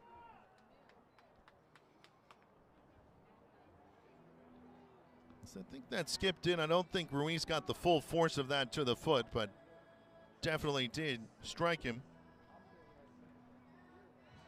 And that will bring center fielder Hayden Alvarez to the plate. As the sky's dark now here in Pasco, Kennewick, and Richland. 11-4, Tri-City leading. Leadoff man on to begin the bottom of the 5th. Hernandez in the stretch. First pitch to Hayden Alvarez. It's low. 1 ball and no strikes. Alvarez 1 for 3. RBI double in the first. He's since flown out to center and struck out looking. Again, great to have Hayden back in the lineup. Could not go with the team to Vancouver. And these things happen sometimes. The 1-0. That's tap foul at the plate. Ball and a strike. I just want to be clear on that because people may hear that and think there was some sort of disciplinary issue or an injury. And sometimes it's just that the work paperwork is not done, especially if somebody comes up right before the team goes to Vancouver. Pickoff throw over to first, a little high, but Brandon Ike, the first baseman, handling it. A ball and a strike. Mentioned there is action in the Tri-City bullpen, or there was. There continues to be, as Luke Schaefer, the right-hander, throwing for the Dust Devils. The 1-1. Swing and a miss. Slider had Hernandez, or Alvarez, beg your pardon, off balance. Had Hernandez delighted, 1-2. 11 runs, 8 hits, no errors for Tri-City. 4 runs, 10 hits, 3 errors for Everett. The 1-2. Alvarez takes it. It's there. Strike 3. Slider from Hernandez. He pulls the string. For the 2nd time in a row, Hayden Alvarez strikes out looking. 1 out of the 5th. Tri-City 11, Everett 4. Ruiz at first. And Harold Cole to the plate. He is 2 for 2 with a walk and a run scored. So another productive night for Cole. Ruiz with a bit of a lean towards second in his lead. He draws a throw. Another high one, but again, Ike able to get up and grab it.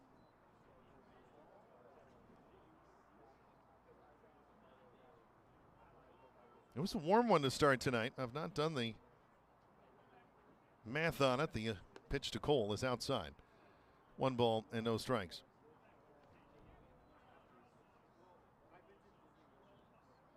As right now, temperature in the low 90s. It was certainly warmer when we started tonight. The 1-0. Slider outside, laying off it is Cole. Make it 2 balls and no strikes. And first pitch. 94 degrees, we'll call it. At 7, it was 95. At 7:05, it was 93. I'm going to split the difference, call it 94. The 2-0, runner goes, swing and a miss, strike 1. Throw down to second, got him. Luke Stevenson putting one on the money. Kova applying the tag. Ruiz is caught stealing 2-4. And now 2 outs in the 5th as a result.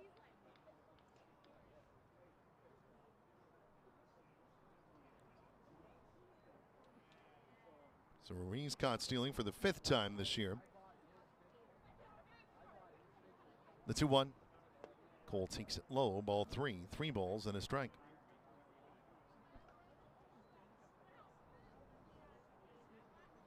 But yes, a gorgeous night for baseball here in the Mid-Columbia. And again, very little haze or smoke in the air. And has not been a factor at all tonight. The 3-1.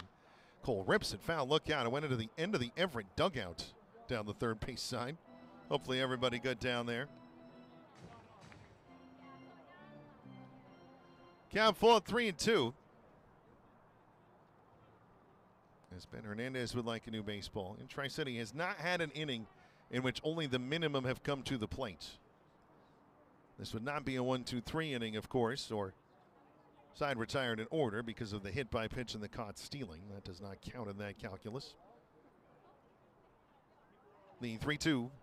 Cole swinging a miss, strike 3. So a pair of strikeouts for Ben Hernandez. And he will take still the minimum 3 batter inning gladly. Zeros down the book column. First Dusty's Dash of the week on the go. Thanks to our friends at Pizza Hut. Enjoy the sprint.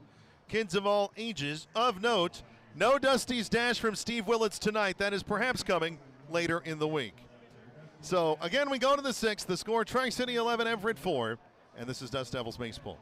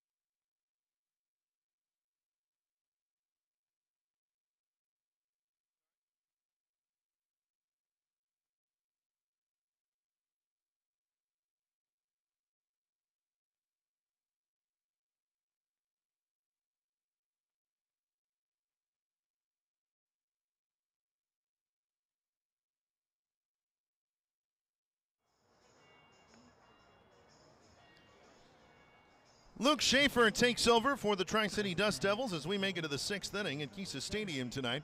With the score, the Dust Devils 11, the Everett AquaSox 4. Doug Taylor joining you again for Dust Devils Baseball, live on the MILB app, DustDevilsBaseball.com, Bally Sports Live, and MLB TV.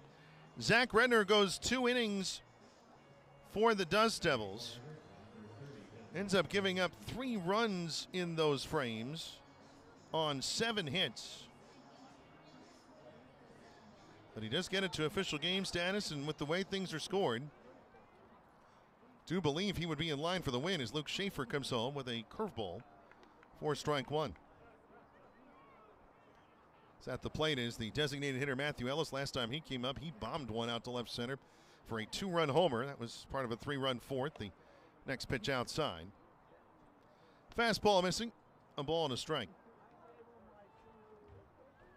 Luke Schaefer out of the greater Kansas City area, Leawood, Missouri, or Kansas, beg your pardon. West side, the 1-1. Change-up swing and a miss, strike 2. Pulled the string on it to Schaefer. Luke for the year, 3-2, 3.81 ERA. This is his 23rd outing. And a man with whom Glendon Rush is very familiar from their time together both at Indiana University Southeast and the Glacier Range Riders. The 1-2, a grounder on 2 hops to second. Capri Ortiz there, throws to Ryan Nicholson at first and plenty of time. Ellis retired for the first out of the 6th. This is the opener of a 6-game series. The Dust Devils coming into tonight 6 games back in the Northwest League playoff chase. Vancouver at 27 and 21 leading the charge. Right now they lead Eugene 8-3 in the bottom of the 7th at PK Park. As up now is Aiden Torque, the left fielder. First pitch, a swing and a miss. And a Schaefer offering for strike 1. Matthew Ellis, by the way, that ground out. First time he'd been retired tonight. He was 2 for 2. Before that, the 0-1 slider, swing and a miss. Count now, no balls and 2 strikes. Torek 0 for 2. He's flown out to center and tapped out in front of the plate. The 0-2. That is hit into the net on the first base side and back down.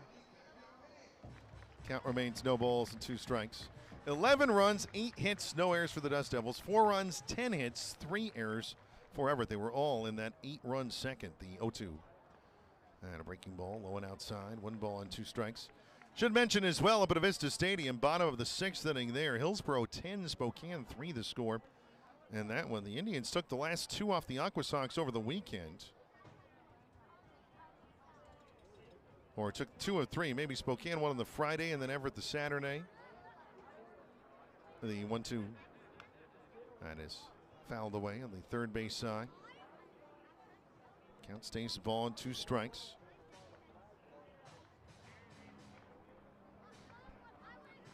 And Torque, one of the former Inland Empire 66ers. Now Everett AquaSox. The 1-2. And a curveball low. 2 balls and 2 strikes.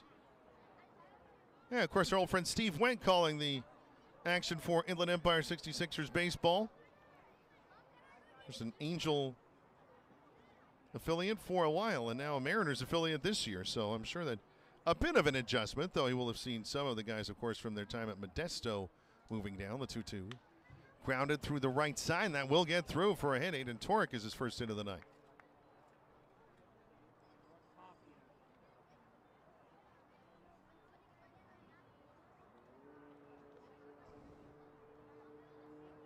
He sends it through the right side on the ground. A 1-out base runner for Everett in their road gray, navy, and aquamarine. The Dust Devils, though, 11-4. Trying to take the opener.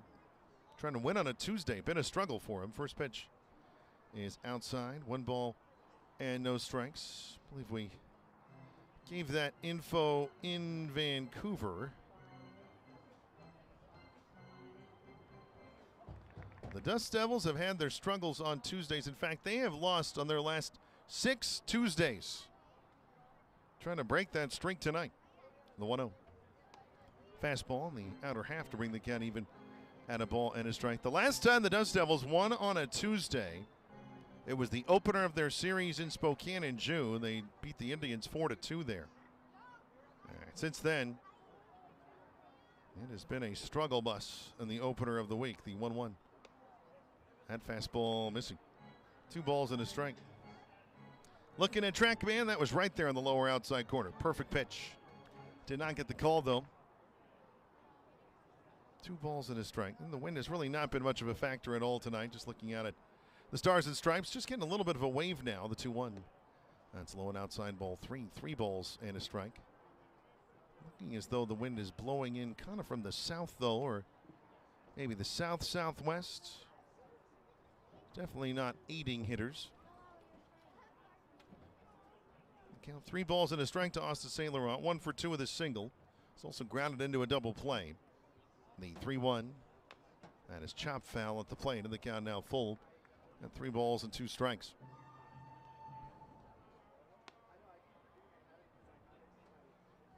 I don't know if we got to the transactions or moves from before the game. Jose Atencio, obviously we got to because he was pitching tonight and got the start. New outfielder on the roster, though, Johnny McGill, joining the Dust Devils today. Pickoff throw over to first, back safely. Aiden Tarek, to be precise. Johnny McGill, non-drafted free agent out of the University of British Columbia last year. Was at Rancho Cucamonga, was on the injured list, activated and then sent here. So we'll see how McGill works into the mix. The full count pitch. Runner goes. Fly ball down the right field line. That will slice foul. Just over the old batting cages. And another 3-2 pitch upcoming. So again, Atencio and McGill joining the roster. As a result, 2 spaces needed to be made. Outfielder Gage Harrelson was placed on the development list. So Gage still here, but going to be working on some things. Meanwhile, Grayson Chappell, right-hander, made a couple of outings. He's returned to Arizona. The 3-2 on 2 hops, grounded fair at third. Harold Cole sets and throws in time. They get the out. On the play, Tarek advances to second. The St. Laurent is out. Nice play by Harold Cole. It's kind of an awkward hop. He's able to handle it. We'll bring third baseman Louis Sweespel to the plate. 2 outs, man at second. Dust Devils 11, AquaSox 4 as we play in the top of the 6th. Sweespel is tonight's King Beverage beer banner. First pitch to him. Fastball missing outside, 1-0. Sweespel did strike out his first time. Last time up, he flew out to center. And Schaefer ready just above the belt in the stretch. The 1-0 curveball looping in just outside. 2 balls and no strikes. Looking at TrackMan, very close. I think Dakota Kilgore had that one just barely correct.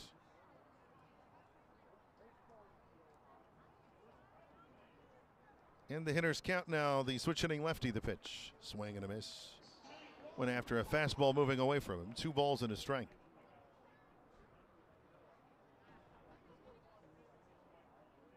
And for the Dust Devils, it is the 6-game series here against Everett. Then 6 on the road at Hillsborough next week, and then 6 at home against Vancouver to close out the 2026 regular season, the 2-1. Fastball high and outside, 3 balls and a strike.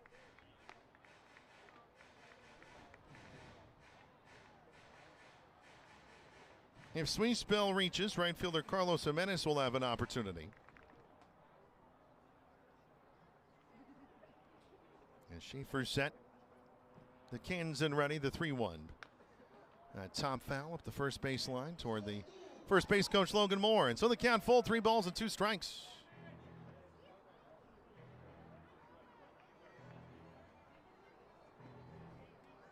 Decent crowd on this Tuesday night.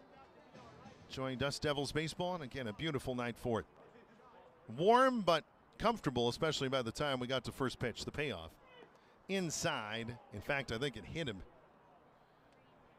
Yeah, he was hit by the slider. It is ball 4. Or curveball make it from Schaefer. That was at the feet, and it caught one of them.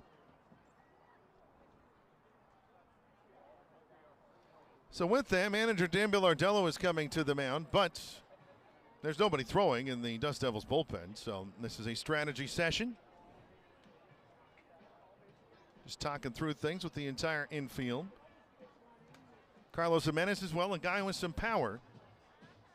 It's 11-4 right now in favor of the Dust Devils, but again, a pitch getting too much of the plate. It could be 11-7, and you're in a different ball game at that point. I mean, it's the same game. But obviously the situation and the considerations are a bit different at that point. Meeting over, Bilardello back to the dugout. Carlos Jimenez to the plate. Runners at first and second, 2 out, top of the 6th. Tri-City 11, Everett 4. Jimenez is 1 for 3. A line drive single his last time up. First pitch. Fly ball hit to left. Pretty deep. Kevin Castillo going back to the track, to the wall. It is gone. Just over the wall. And straightaway left field, a 3-run homer for Carlos Jimenez. And it is now a 1-swing game. Tri-City 11, Everett 7 here in the 6th. So sometimes the things you talk about that you don't want to see happen do. But again, it is my job to talk about these things. So that one just gets over and left, but that's all it had to do. For Jimenez, That is homer number 16. His RBI total to 70, even on the year. And so it was a very comfortable lead at one point. It's now just 4. Here's Luke Stevenson, first pitch, fastball for strike one, and who hit the first home run of the night for Everett in the first inning. Into the plate. He is also singled, 2 for 3 tonight. The next delivery, swing and a miss, changeup moving away, and Schaefer quickly ahead, no balls and 2 strikes.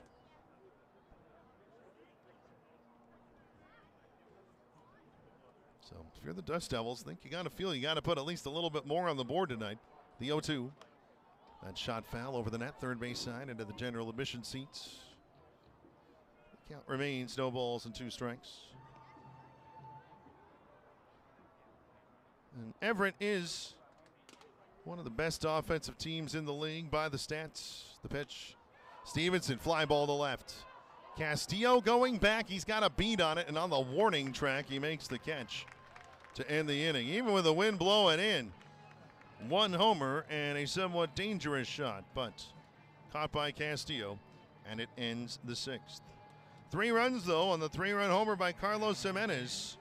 3 runs, 2 hits, no errors, and nobody left for the Frogs. We go to the bottom of the 6th inning. Things are closer. The score, Tri-City 11, Everett 7. This is Dust Devils baseball.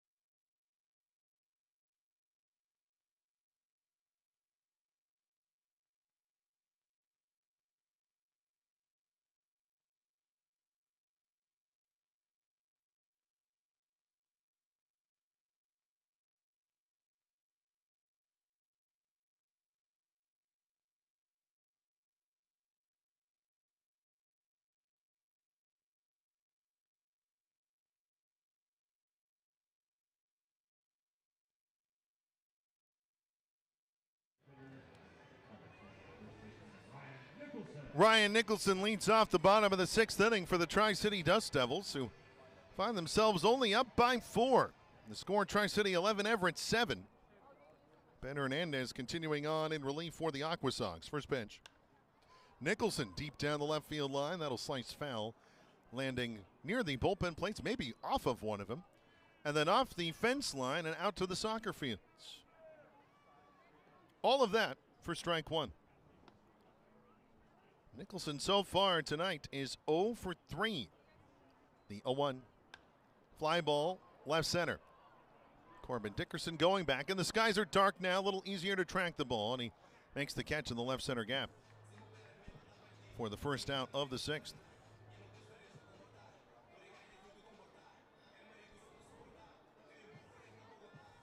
That will bring shortstop Kendry Maduro up. Maduro, a 3-run homer as part of the 8-run Tri-City second inning. They lead 11-7, 1 out, the base is empty, bottom of the 6th.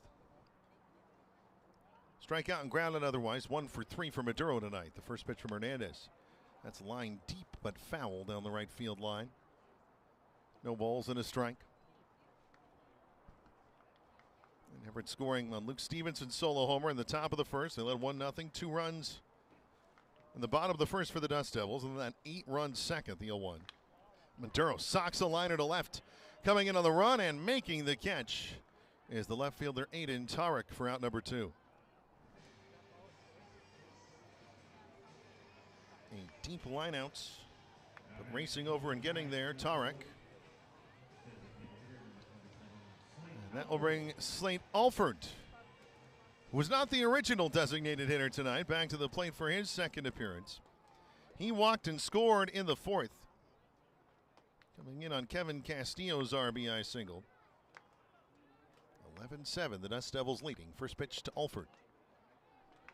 Fastball catching the top of the zone for strike one. It's been action in the Tri-City pen. The righty Benny Thompson has been getting loose. He looks to be ready to go. The 0-1 inside. Alford backing away. A ball and a strike.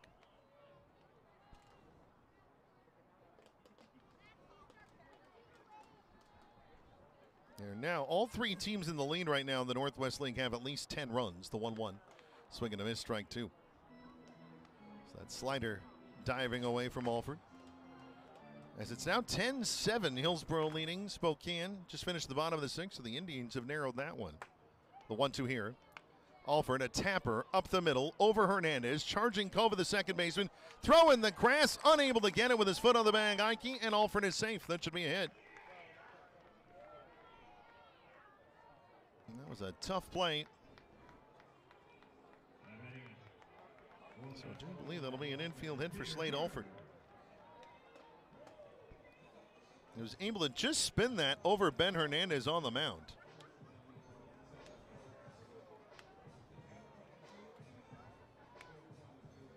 And so Alford at first, and Peter Burns will get another opportunity. 1 for 2 in the walk. First pitch, outside. Change up missing 1-0. Dust Devils 11, AquaSox 7. Alford at first with 2 outs in the bottom of the sixth. As we started, just a couple minutes early. The 1-0 inside, a fastball missing. 2 balls and no strikes. Looks like things are starting to stir again in the Everett bullpen. A righty going through his stretching routine before he gets into his warm-up routine. The 2-0 to Burns. Inside again, ball 3. 3 balls and no strikes. If Burns reaches, Kevin Castillo will get another shot in this one. His 4th plate appearance of the game. If not, that'll wait until after the stretch. The 3-0 inside, ball 4. It will come now. An infield single and a walk. The Dust Devils have 2 aboard. With 2 outs in the bottom of the 6th. Here comes Castillo. RBI single his last time up. A walk and a run scored as well in the 8-run second. Tri-City leading Everett 11-7. Threatening 2-out rally coming together. First pitch to Castillo. It's a fastball for strike 1. Bottom of the 8th at PK Park. Vancouver 10, Eugene 5, the score there. The 0-1. Castillo pulls a grounder on 2 outs to first. Fielded cleanly by Brandon Ike. He will beat Castillo to the bag. And that'll do it for the Dust Devils. 3 unassisted, the put out. Ending the 6th and holding the Dust Devils off the scoreboard. No runs, a hit, no errors, 2 lefts. And we go to the 7th. Dust Devils leading. The lead trimmed to 4. The score, Tri-City 11, Everett 7. This is Dust Devils baseball.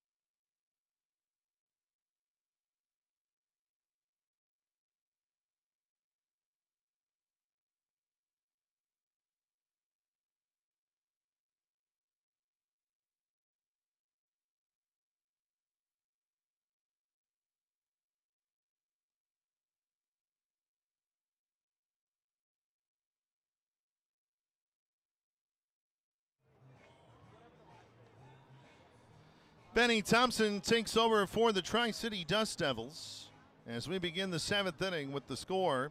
The Dust Devils 11, the Everett AquaSox 7. And Thompson, now the 4th pitcher of the game for Tri-City. Jose Atencio went 3 innings. It is tapered by an inning since. Luke Thompson 2, or I should say Zach Redner 2, and then Luke Schaefer just 1. And get you the line for Schaefer. He gave up 3 runs, of course, in that 6th inning on 2 hits. As Corbin Dickerson, the center fielder, up. First pitch from Thompson is low. 1 ball and no strikes. So this now a situation, the one swing game that we talk about on occasion. Usually it's when the Dust Devils are behind by 4, but you load the bases, you hit one out, you tie the game. The 1-0. Low and outside. 2 balls and no strikes. Remarkably, the Dust Devils have not walked a single batter tonight. 1 reaching via hit by pitch. So a free pass issue. The 2-0, swing and a miss, strike 1. They have given up 3 homers tonight, though. That has certainly helped the AquaSox get back into the ballgame.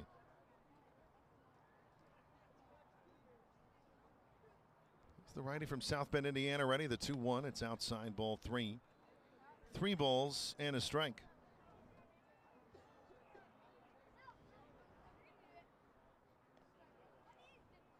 So even though this was a 10-1 game at one point, this is not over by a long shot, this one. The 3-1. Fastball taken for strike 2. A called strike 2. Looking at tracked man. May have been a touch generous on that outside edge. 3 and 4 for Thompson. 5.66 ERA. This is outing number 36. Again, one of the most well-used relievers in all the Northwest League. The 3-2. Outside, ball 4. Thompson, 47 walks, now 48 with 6 hit batters in 49 and a third innings. That is the bugaboo for Thompson. And that is the first walk of the night for the Dust Devils. So that brings Brandon Ike to the plate, who is 3 for 3 on the evening. He has 2 singles and an RBI double. 11-7, Tri-City leading. Leadoff man on top of the 7th. First pitch from Thompson, it's low. It gets through Burns toward the backstop. And advancing to second on the play is Corbin Dickerson.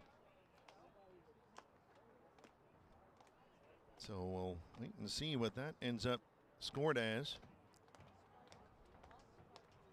That was a little wild pitch. And so a runner at second with nobody out. I mentioned the wildness. Benny Thompson himself, though, does not have a lot of wild pitches, and just shy of 50 innings. That's only his 3rd. So that's not his usual MO. Peter Burns back to the plate. Dangerous man here in the box, and Brandon Ike. The 1-0. Fastball just inside. 2 balls and no strikes.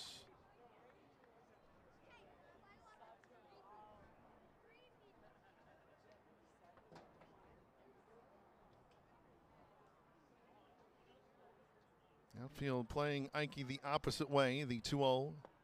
It's low and inside, ball 3. 3 balls and no strikes. And the free base runners are the easiest routes to giving Everett the opportunity to tie the ball game or to cut into the Dust Devil lead.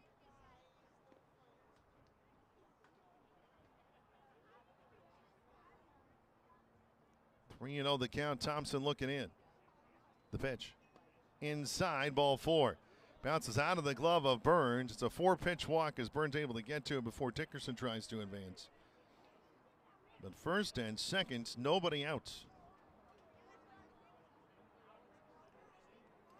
That'll bring Ricardo Cova, the second baseman, of the plate.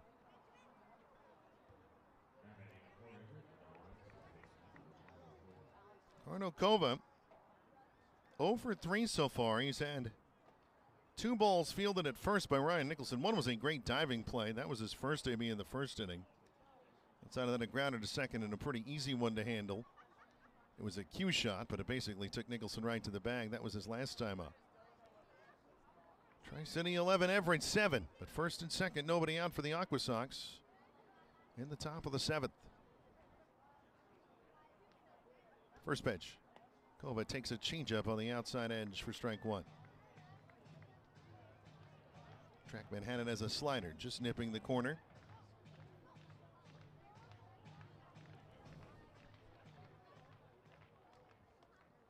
A check of Dickerson at second from Thompson, the 0-1. Kova takes it low. Burns knocks it down and keeps it in front. Count even at a ball and a strike. And action is starting now in the Tri-City bullpen. Believe that is Kyle Roach beginning to get loose.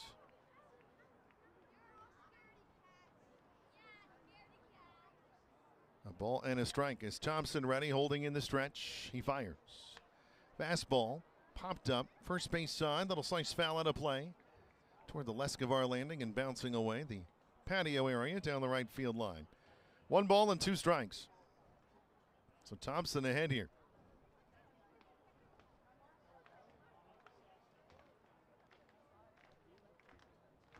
He looks to get 1 or maybe 2 outs, depending if he can get on the right ground ball. The 1-2. Grounded up the middle. Maduro has it. Steps on second for 1. Throw to first in time. Double play. That is big.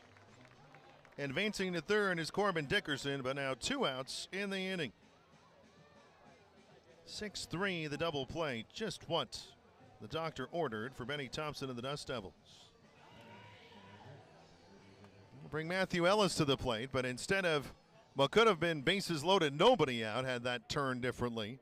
Instead, it's man at third, 2 outs in a different situation. Dust Devils 11, AquaSox 7. As Thompson steps off. And just putting the toe on the very edge of the first base side of the rubber is Benny. As he works against the big lefty Matthew Ellis, who's 2 for 3 on the night. One of those 2, a long 2-run homer to left center. First pitch. Fastball is high. 1 ball and no strikes. And obviously, Everett playing in what is probably the most offense-friendly park in all of minor league baseball. And the AquaSox have hit 168 homers coming into the game. Now 171, the 1-0. That's low. 2 balls and no strikes. And they right now on their roster have 5 position players with at least 10 home runs. They have Anthony D'Onofrio with 9, so he's knocking on the door. Give you an idea. Tri-City has 1, though they had several others prior in the year. The 2-0. Ellis takes it inside. 3 balls and no strikes. And that will be the crew of Caleb Bartolero, Anthony School, Jake Monroe, and Juan Flores. By the way, congrats to Jake. Now a 30-game on-base streak, or at least it was coming into the game tonight. That was a Trash Panda record. The 3-0 is high, ball 4. A 4-pitch walk issued to Matthew Ellis. So again, the tying run is still on deck as opposed to at the plate, but that situation is drawing closer for the Dust Devils. Benny Thompson looking for an out here. So they'll take on left fielder Aiden Tarek, who's 1 for 3 with a run scored, came in the 6th. Dust Devils leading 11-7. Runners on the corners, 2 outs in the 7th. First pitch to Tarek. It's in there. 4 strike 1. The Thompson changeup looping in. So grounder through the right side for Tarek to get things going in the top of the 6th with 1 out. He's also grounded out in front of the plate and flown out to center. The 0-1. Fly ball center. Right center hit deep. Going back, Hayden Alvarez. He's on the warning track. He makes the catch to end the inning. The park holds it, and Everett is held off the board in the 7th. No runs for the AquaSox, no hits, no errors, and 2 men are left. Time for us to stretch here at Geisa Stadium as we go to the bottom of the 7th. With the score, Tri-City 11, Everett 7. You're tuned into Dust Devils Baseball.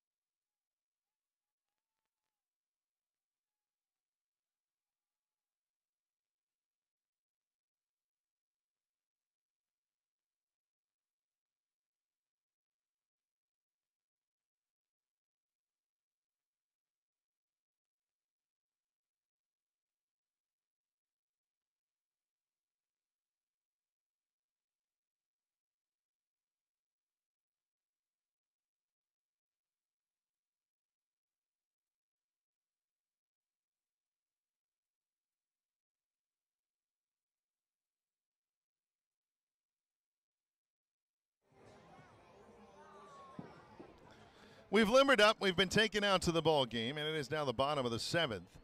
Tri-City 11, Everett 7 the score. Wyatt Lunsford Shankman, the new right-hander in, and his first pitch to Capri Ortiz misses low and outside. 1 ball and no strikes. Ortiz, the 9-man in the order. Right fielder Jorge Ruiz, center fielder Hayden Alvarez to follow, the 1-0. Check swing and a slider. It finds the zone anyway. Count even and a ball and a strike. Ortiz is 1 for 3 as he hit a single to center in the 8-run second. Came around to score the 1-1. Topped up the middle. Charging and getting to it. The shortstop and throwing in time is Austin St. Laurent to Brandon Ike for the first out of the bottom of the 7th. So Capri now 1 for 4. Is also out on Banner's interference earlier tonight. Kind of a rare one.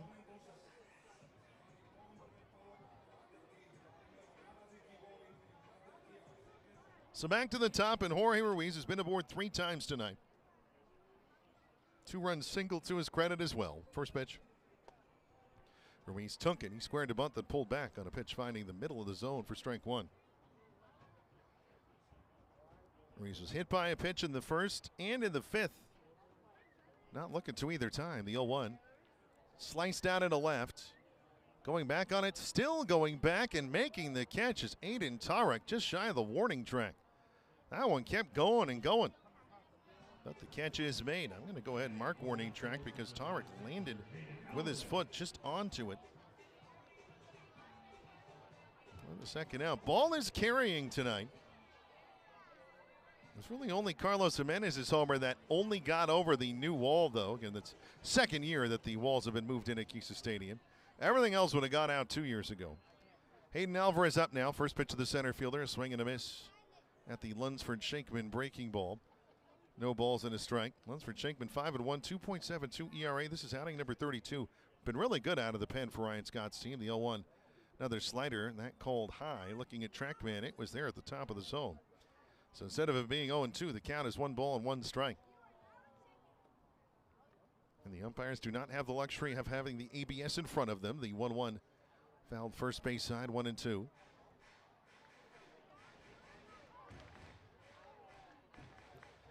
Hayden Alvarez an RBI double in the 1st. Since then, he has flown out to center and struck out looking twice.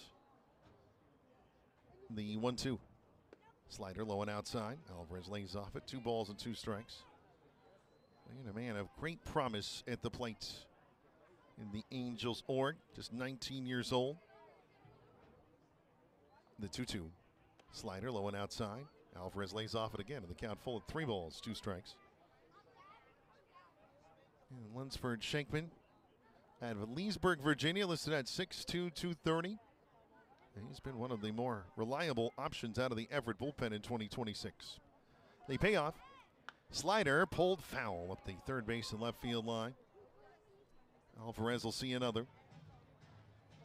Double-digit homers at Single A Rancho Cucamonga for Alvarez and 46 stolen bases. Coming up in the first part of August, just 2 weeks ago, the payoff pitch again. Slider popped up. Right side of the infield, Ricardo Cova, the second baseman, just onto the grass. Right of second makes the catch. And that is, for the first time tonight, the Dust Devils retired in order, 1, 2, 3. Had not happened until the bottom of the 7th. So, with that, we head to now the 8th inning. With the score still, Tri-City 11, Everett 7. This is still Dust Devils baseball.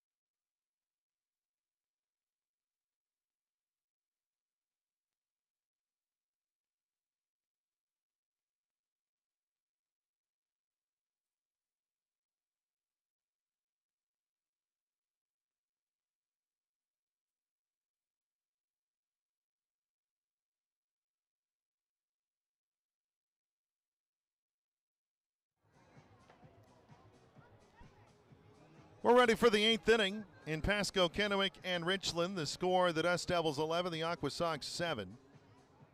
Austin St. Laurent, the shortstop, will lead things off for Tri-City, or Everett, beg your pardon. He's in the road gray, navy, and aquamarine of Everett.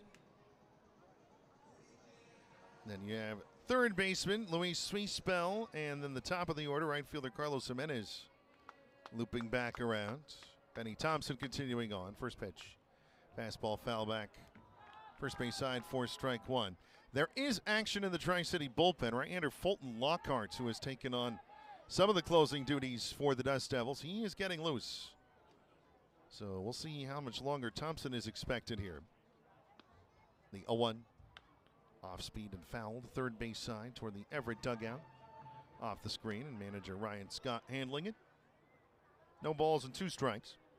St. Laurent has a single. He's also grounded into a double play and grounded out to third, so he's 1 for 3 so far in the evening. The North Carolinian. The 0-2. Fastball foul back. Straight gas from Thompson there. He just reared back and fired, just shy of 95 miles an hour. And it's that fastball and that slow changeup. Slider working in there as well. The 0-2. That's fouled away. High in the air, first base side. That was the slider. Again, no balls and 2 strikes. Tomorrow night, once more, 6:45 pregame, 7:05 first pitch. Dylan Jordan getting his 3rd start as a Dust Devil. Taylor Dollard, experienced righty, going for the AquaSox. First pitch, 7:05. Hope you'll join us. The 0-2. Changeup low and outside. 1 ball and 2 strikes.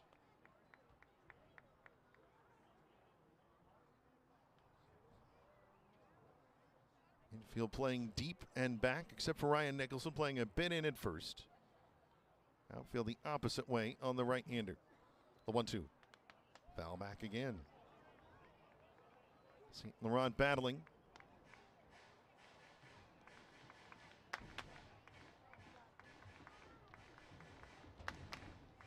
It's a big game, big series for both teams. Things got away from the AquaSox early, but they've gotten themselves back within shouting distance. The 1-2. Again, lined foul, first base side.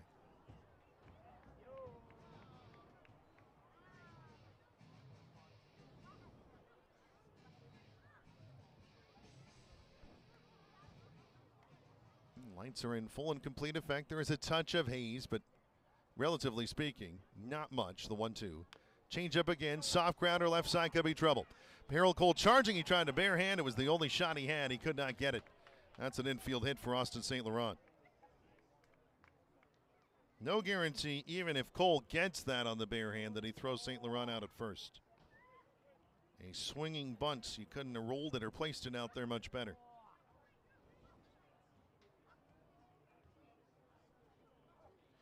So St. Laurent now 2 for 4. And Luis Suispel, no longer the King Beverage beer banner, for it is last call, or it's been already. 0 for 2 with a hit by pitch and a run scored tonight. 11-7 Dust Devils in the 8th now. First pitch, fastball missing in from Thompson. 1 ball and no strikes. 11 runs, 9 hits, no errors for the Dust Devils. 7 runs, 13 hits. 3 errors for the AquaSox.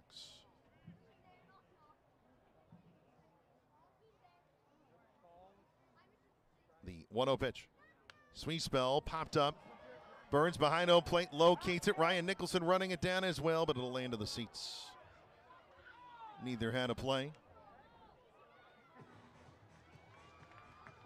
The count, a ball and a strike. Do need to note the parent club, the Los Angeles Angels, defeating the Houston Astros tonight, 3-1 at Dyken Park in Houston. Good win for Kurt Suzuki and crew as they start that 3-game series. For the parent club of the Everett AquaSox, it was a different night of sorts. More on that in a moment. The 1-1 to Suispel. Fouled first base side into the screen, protecting the Dust Devils dugout. Count remains 1-2. The Seattle Mariners, proud parent club of the Everett AquaSox tonight at American Family Field in Milwaukee, took on the Brewers. The final score this evening, the Brewers 22, the Mariners nothing. That's a rough one for the Pacific Northwesterners there. The 1-2. Sweetspell tries to push one out down the first baseline. Foul off the net. So 1-2. The Brewers, one of the best teams in baseball. Mariners have disappointed their fans, some would say.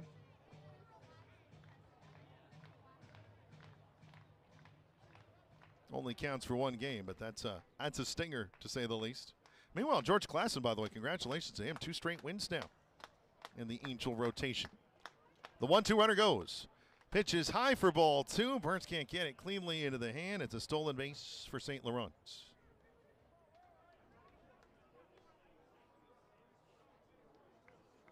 So he grabs the steal. St. Laurent now with 10 on the year.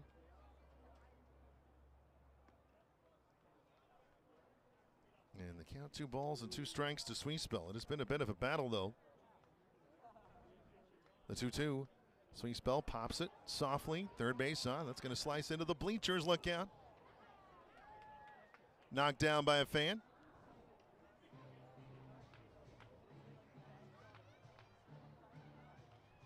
Well, this keeps going. This is now pitch number 7 between Sweetspell and Thompson. Very likely the last batter for the righty. The 2-2. Swing and a miss, strike 3. Got the fastball past. Thompson wins the battle.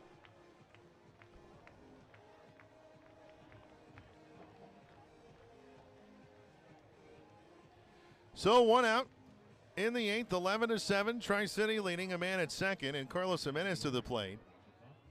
I thought with the pitch count, that might be it. I was wrong. Dan Billardello firmly planted in the dugout. Thompson will take on Carlos Jimenez, the right fielder. Homered earlier the opposite way. First pitch. Changeup low and inside. 1 ball and no strikes. That was in his last plate appearance. He's also singled 2 for 4. With the 3-run shot in the 6th, making this a 4-run game. That was the last scoring play of this opening series contest. The 1-0. Swing and a miss. Off speed with a slider there that time.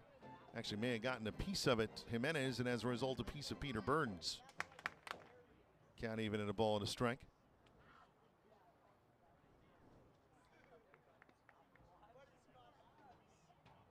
So this has been a bit of a long one.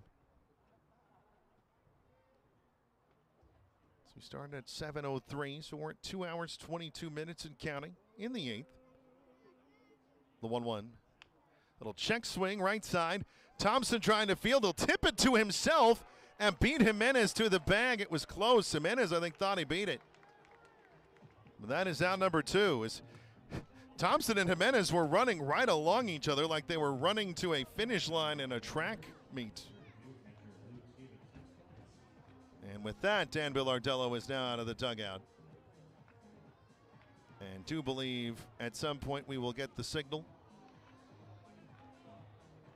Dan Billardello calling time, heading to the mound, and now the signal is made to the bullpen.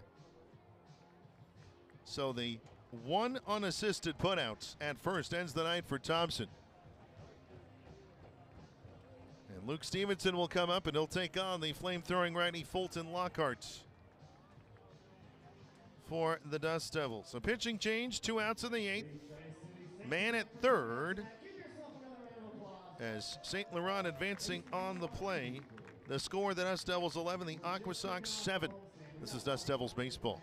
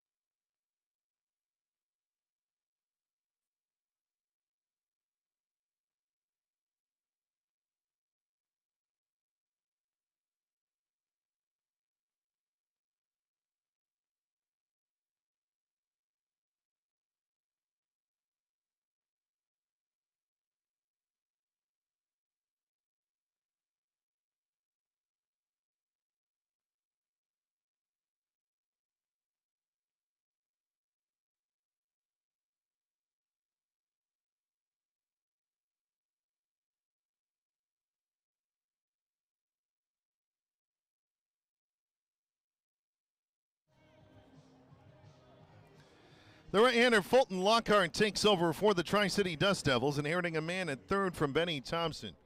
2 outs, top of the 8th inning. Tri-City leading Everett 11-7. Lockhart, the 5th pitcher of the night for Dan Bilardello's side.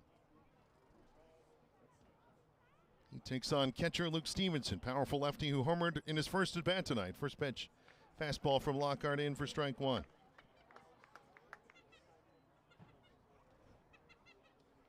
So Benny Thompson ends up covering an inning and 2/3.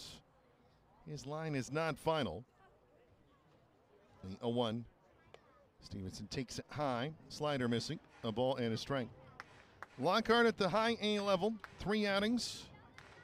He's given up 5 runs, 4 earned on 5 hits, walking 3, striking out 7.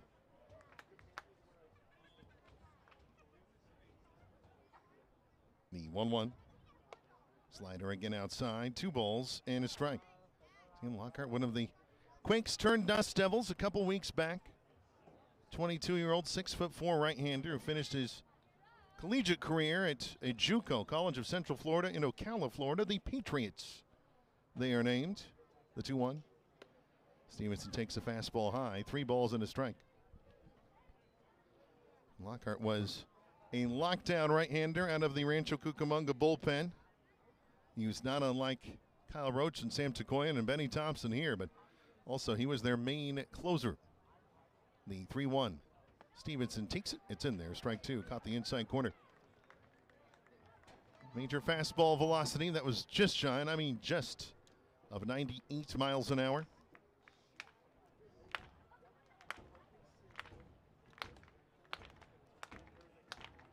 The full count pitch. Slider, it's there, strike 3. Luke Stevenson disagrees. It catches the top of the zone. Stevenson doesn't like it. Trackman, though, would disagree. The inning is over. Big-time strikeout from Fulton Lockhart to end the top of the 8th inning. No runs for Everett on a hit. No errors, and a man left 90 feet away. We go to the bottom of the 8th inning. The score now, and still, Tri-City 11, Everett 7. This is Dust Devils baseball.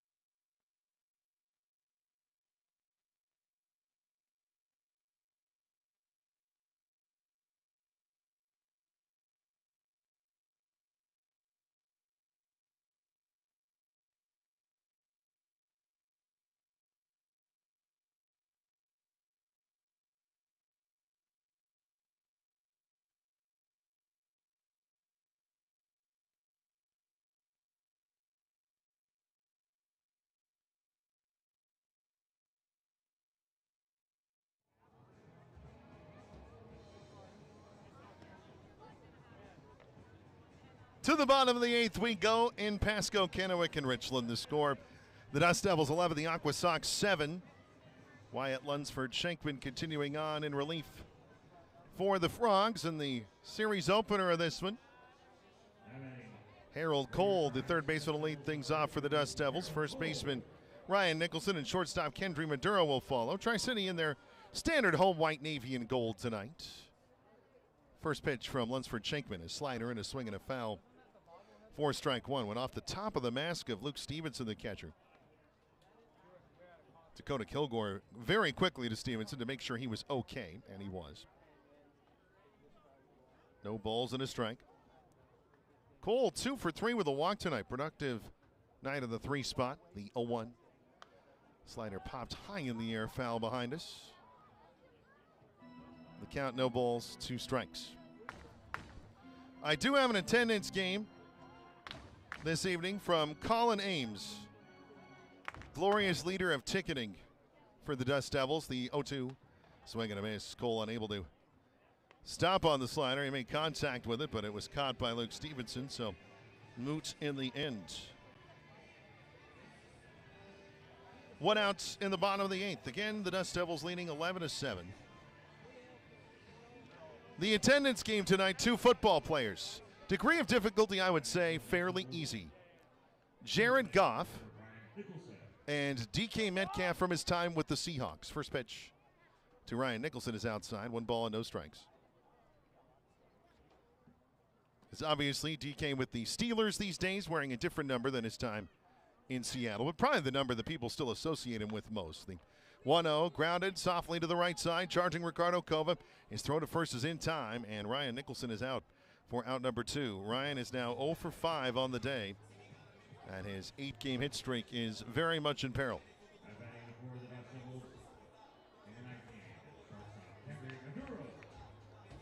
We'll bring Kendry Maduro to the plate. 2 outs, base is empty, bottom 8, 11-7 to the Dust Devils.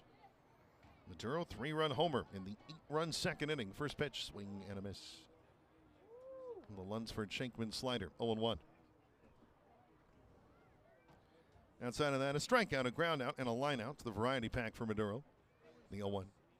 Another slider, swing and a miss, strike 2. Think it fair to say Wyatt Lunsford-Shankman, good slider. Solid pitch, causes hitters problems. The 0-2. Slider fouled away by Maduro as he went in on the hands there. In the air, first base side into the seats. I think everybody okay over there. No balls, 2 strikes. And 7:05 starts. All this week. Final series of that this year, the 0-2. Slider Maduro, left center and deep. Having a look, Corbin Dickerson, and Kendry Maduro has gone deep for the 2nd time tonight. And I just saw the TrackMan distance. Holy moly. 456 feet for Maduro. Oh my gosh. That was crushed. Again, Maduro is 2nd homer of the game. RBI total now to 7. He's driven in 4 on the night. 12-7, and that changes the landscape of this one as well.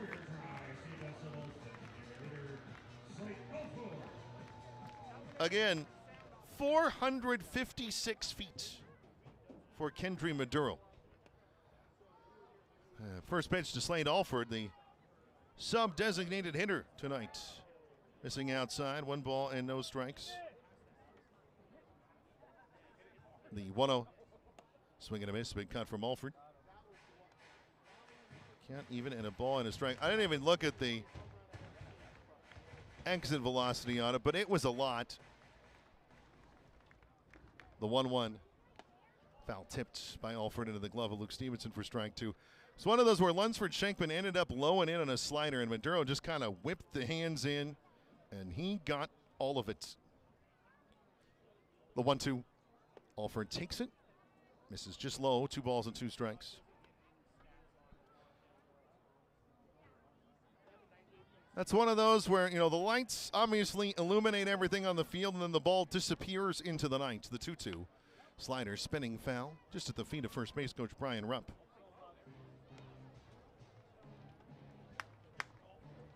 Count stays, 2 balls and 2 strikes. That ball was absolutely torched. What a night for Maduro, really. The 2-2. Alford takes it low, ball 3. Count full, 3 balls and 2 strikes. If Alford reaches,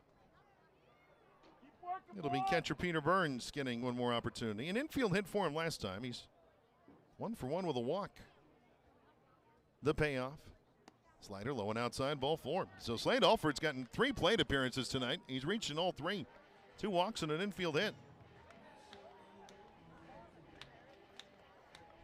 And so Peter Burns will get one more look at the plates. 12-7, Tri-City leading Everett now. 2 outs in the 8th with the man at first, but alluded to it there. The homer by Maduro, though, makes it so now Everett's got to score before they could even bring the potential tying run to the plates. It does make it that much harder. 4-5 is a bit of a level or a ceiling broken. The first pitch low to Burns, 1 ball and no strikes.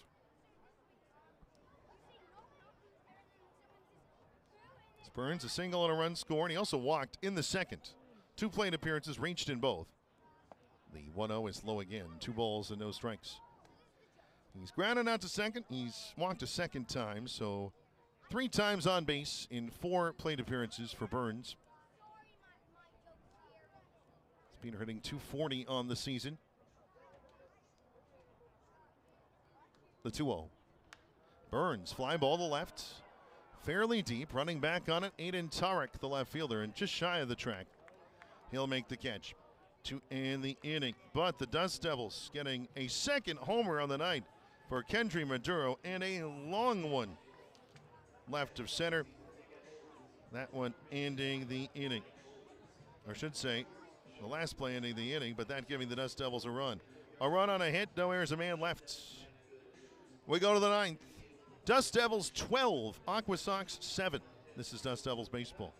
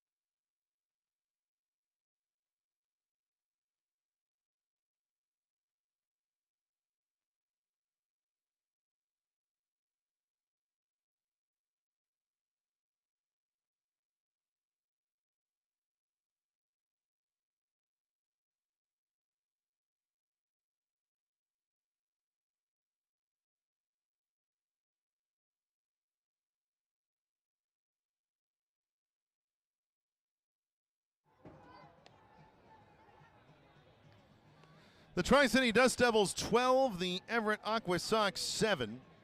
As we start the 9th inning at Geisa Stadium, the corner of Burton Boulevard and Home Run Road. Doug Taylor joining you again for Dust Devils Baseball live on Bally Sports Live, MLB TV, the MILB app, and DustDevilsBaseball.com.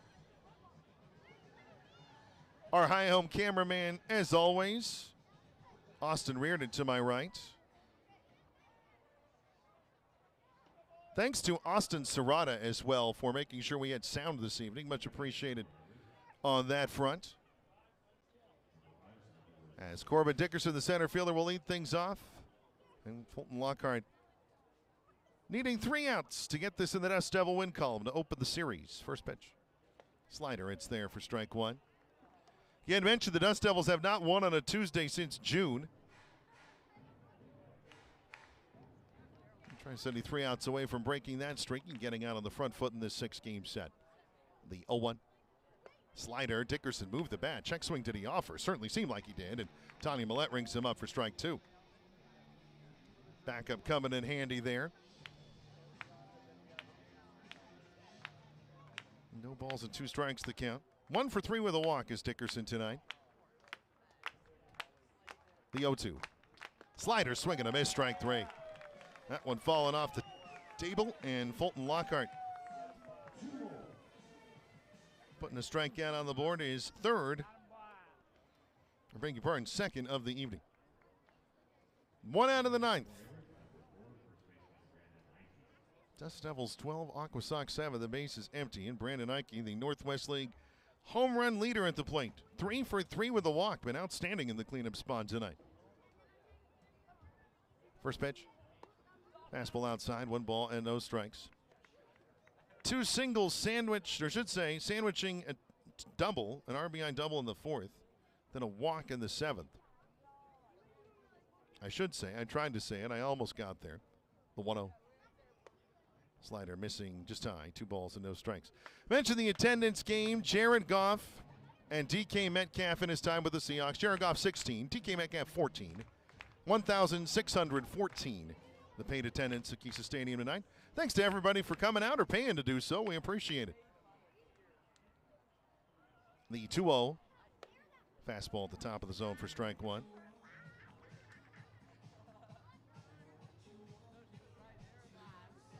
Again, it's going to have to start counting down not only the games, but the attendance games, of course. We don't have a ton left, you and I, this year. We'll see. The 2-1. Fastball fouled away. First base side. Count even at 2 balls and 2 strikes. After this one, 17 regular season games remaining, 11 of them at home. And if the Dust Devils can make it to the Northwest League Championship Series, 2 more at home. So that'd be potentially 13 attendance games left. We can do them on the road. The 2-2. Little flare out into left center. It gets over Kendry Maduro. It's a hit for Brandon Ike. 4 for 4 on all 5 times tonight. Impressive stuff from Ike.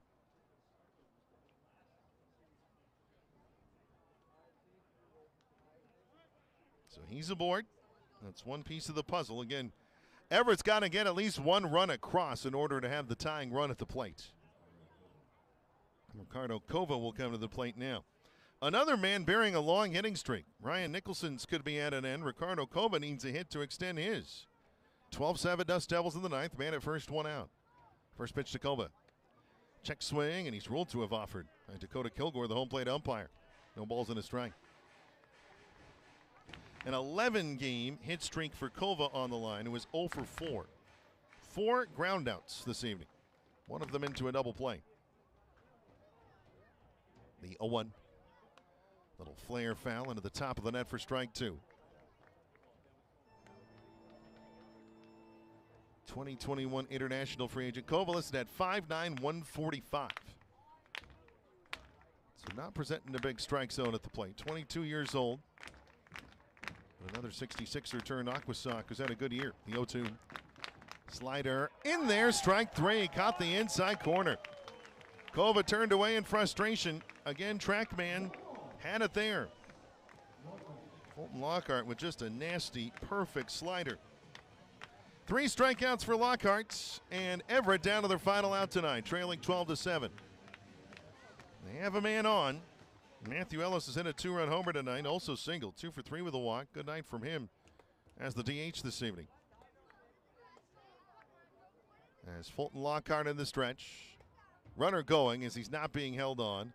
First pitch, changeup missing low. Looking, TrackMan looked like it was there. We don't need to do that every pitch, though.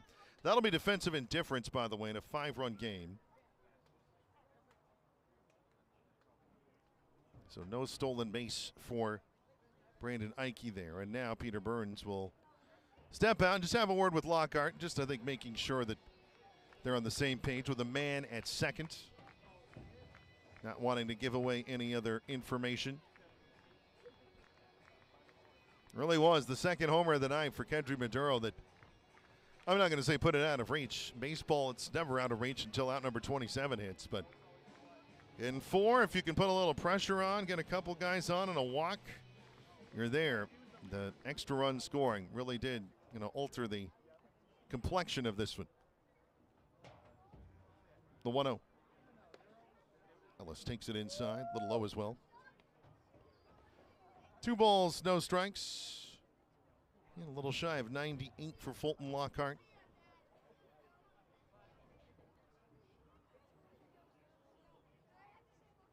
Is he bringing glove to ball at the belt? The 2-0. Slider inside, ball 3. 3 balls and no strikes. If Ellis reaches, Hayden Tarek, the left fielder, will get one more opportunity. He waiting on deck in the road gray, navy, and aquamarine of the AquaSox. The 3-0. Fastball high. It's a 4-pitch walk. So the game will continue. Now 2 on for Everett with 2 outs in the 9th. Dust Devils still leading 12-7. Last time up, Tarek in a fly ball to the warning track and right to center with 2 men on. That was off of Benny Thompson. Keenan Alvarez making the catch to end that inning. Was not far away from that being something that would make things different here. First pitch. Tarek takes it high. A curve missing, 1-0.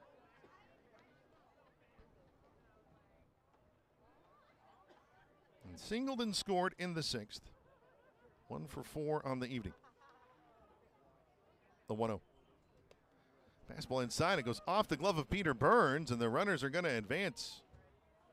That fastball was up and in. It was not on the body. And now 2 in scoring position.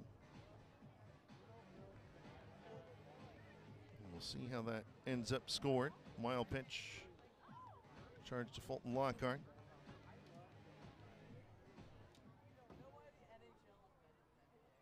So now 2nd and 3rd, 2 outs, and 2-0 to Tarek. The pitch. Slider outside, ball 3. 3 balls and no strikes. So things getting a little away from Fulton Lockhart. A walk would load the bases and bring Austin St. Laurent to the plate.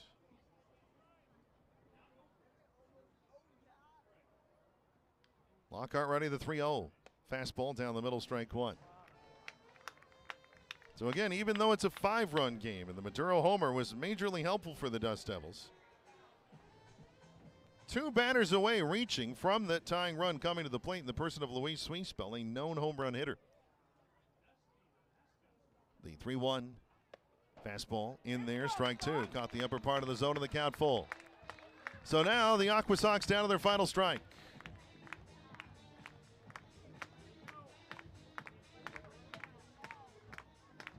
Some of the fans rising to their feet. Great to see it. The 3-2. Slider low and outside, ball 4, and we go on. The bases are now loaded.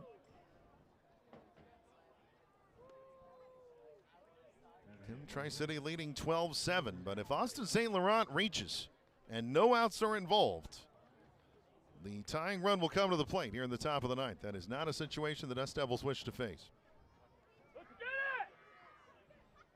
Austin St. Laurent, the shortstop, up 2 for 4, 2 singles on the evening. 12-7 Tri-City, bases loaded, 2 outs in the 9th. First pitch to St. Laurent, in on the hands, almost hit it. 1 ball and no strikes. Just shy of 99 on the Lockhart fastball. 1-0 the count, though. As the righty set, he delivers. Fastball in there, strike 1. You have Brandon Ike at 3rd, Matthew Ellis at 2nd, Aiden Tarek at 1st.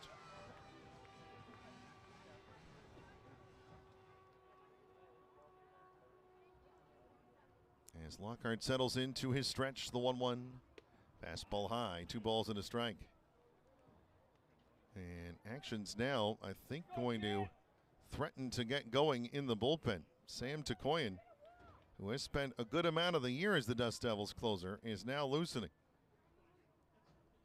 Dan Villardello certainly had no intent of using him tonight. Up 10-1 in the 2nd. It's time called. He's still out away from not having to do that. Takoyan just throwing lightly at the moment. Lockhart focused at the plate on Austin St. Laurent and Peter Burns, the 2-1. Fastball, chest outside, ball 3. It missed. So a ball would bring the potential tying run to the plate. 3-1 the count.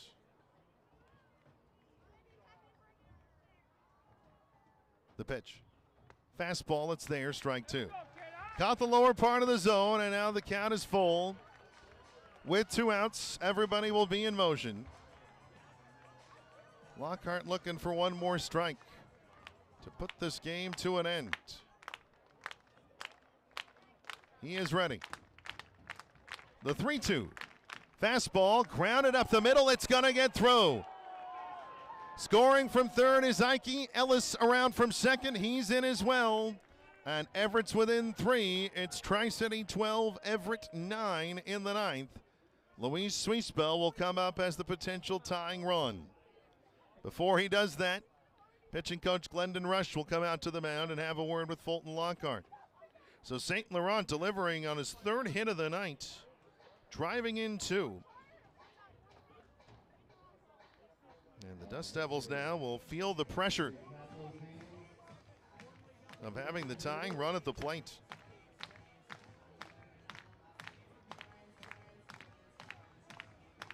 And this is a game that the Dust Devils led after 2 innings, 10-1. And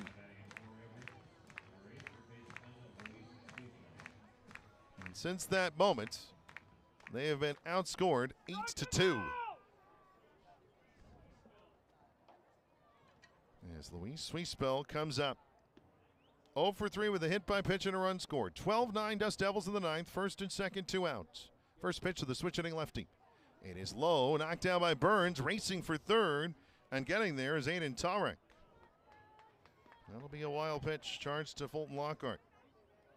So it's now runners on the corners.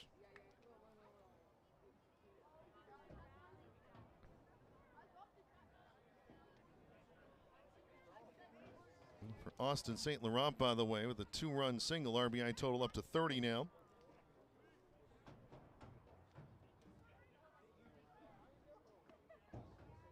And the AquaSox really making the Dust Devils work for this one after being down 9 early. The 1-0. Swiespel takes it low, ball 2. 2 balls and no strikes. And would have to think we're at the point now where this is Fulton Lockhart's last batter.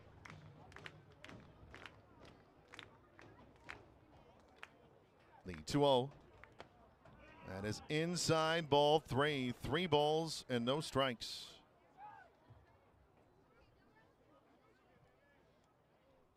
If Swiespel reaches, the potential go-ahead run will come to the plate in Carlos Jimenez, who was homered earlier tonight. The 3-0. And it's inside, ball 4. A 4-pitch walk loads the bases. Dan Billardello flying out of the dugout. He will make the call for Sam Tukoyan. And now the potential tying run will stand at first when we return. This one coming down to it on a Tuesday night in Pasco. Sam Tukoyan will get the check and come to the mound. Bases loaded, 2 outs in the ninth. Tri-City 12, Everett 9. Dust Devils baseball back next.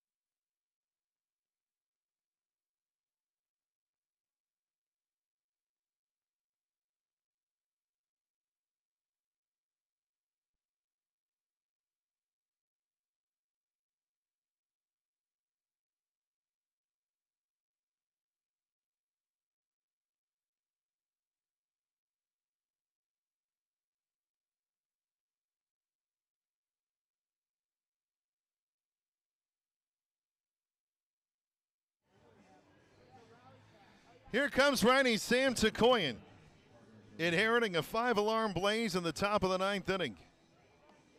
Tri-City 12, Everett 9. The bases loaded, 2 outs. Tukoyan needs 1 out for the save. He also faces the potential tying run at first. By the way, a pinch runner entering, Carter DeRiggi, running at first for the Everett AquaSox. At least that's it seemed to it was. Indeed it is. DeRiggi at first. As Carlos Jimenez up. First pitch, it's a fastball high, 1 ball and no strikes. So something in a gap down the line. AquaSox are likely to try to tie the ball game. Dust Devils led it 10-1. They led it 12-7 coming into this ninth.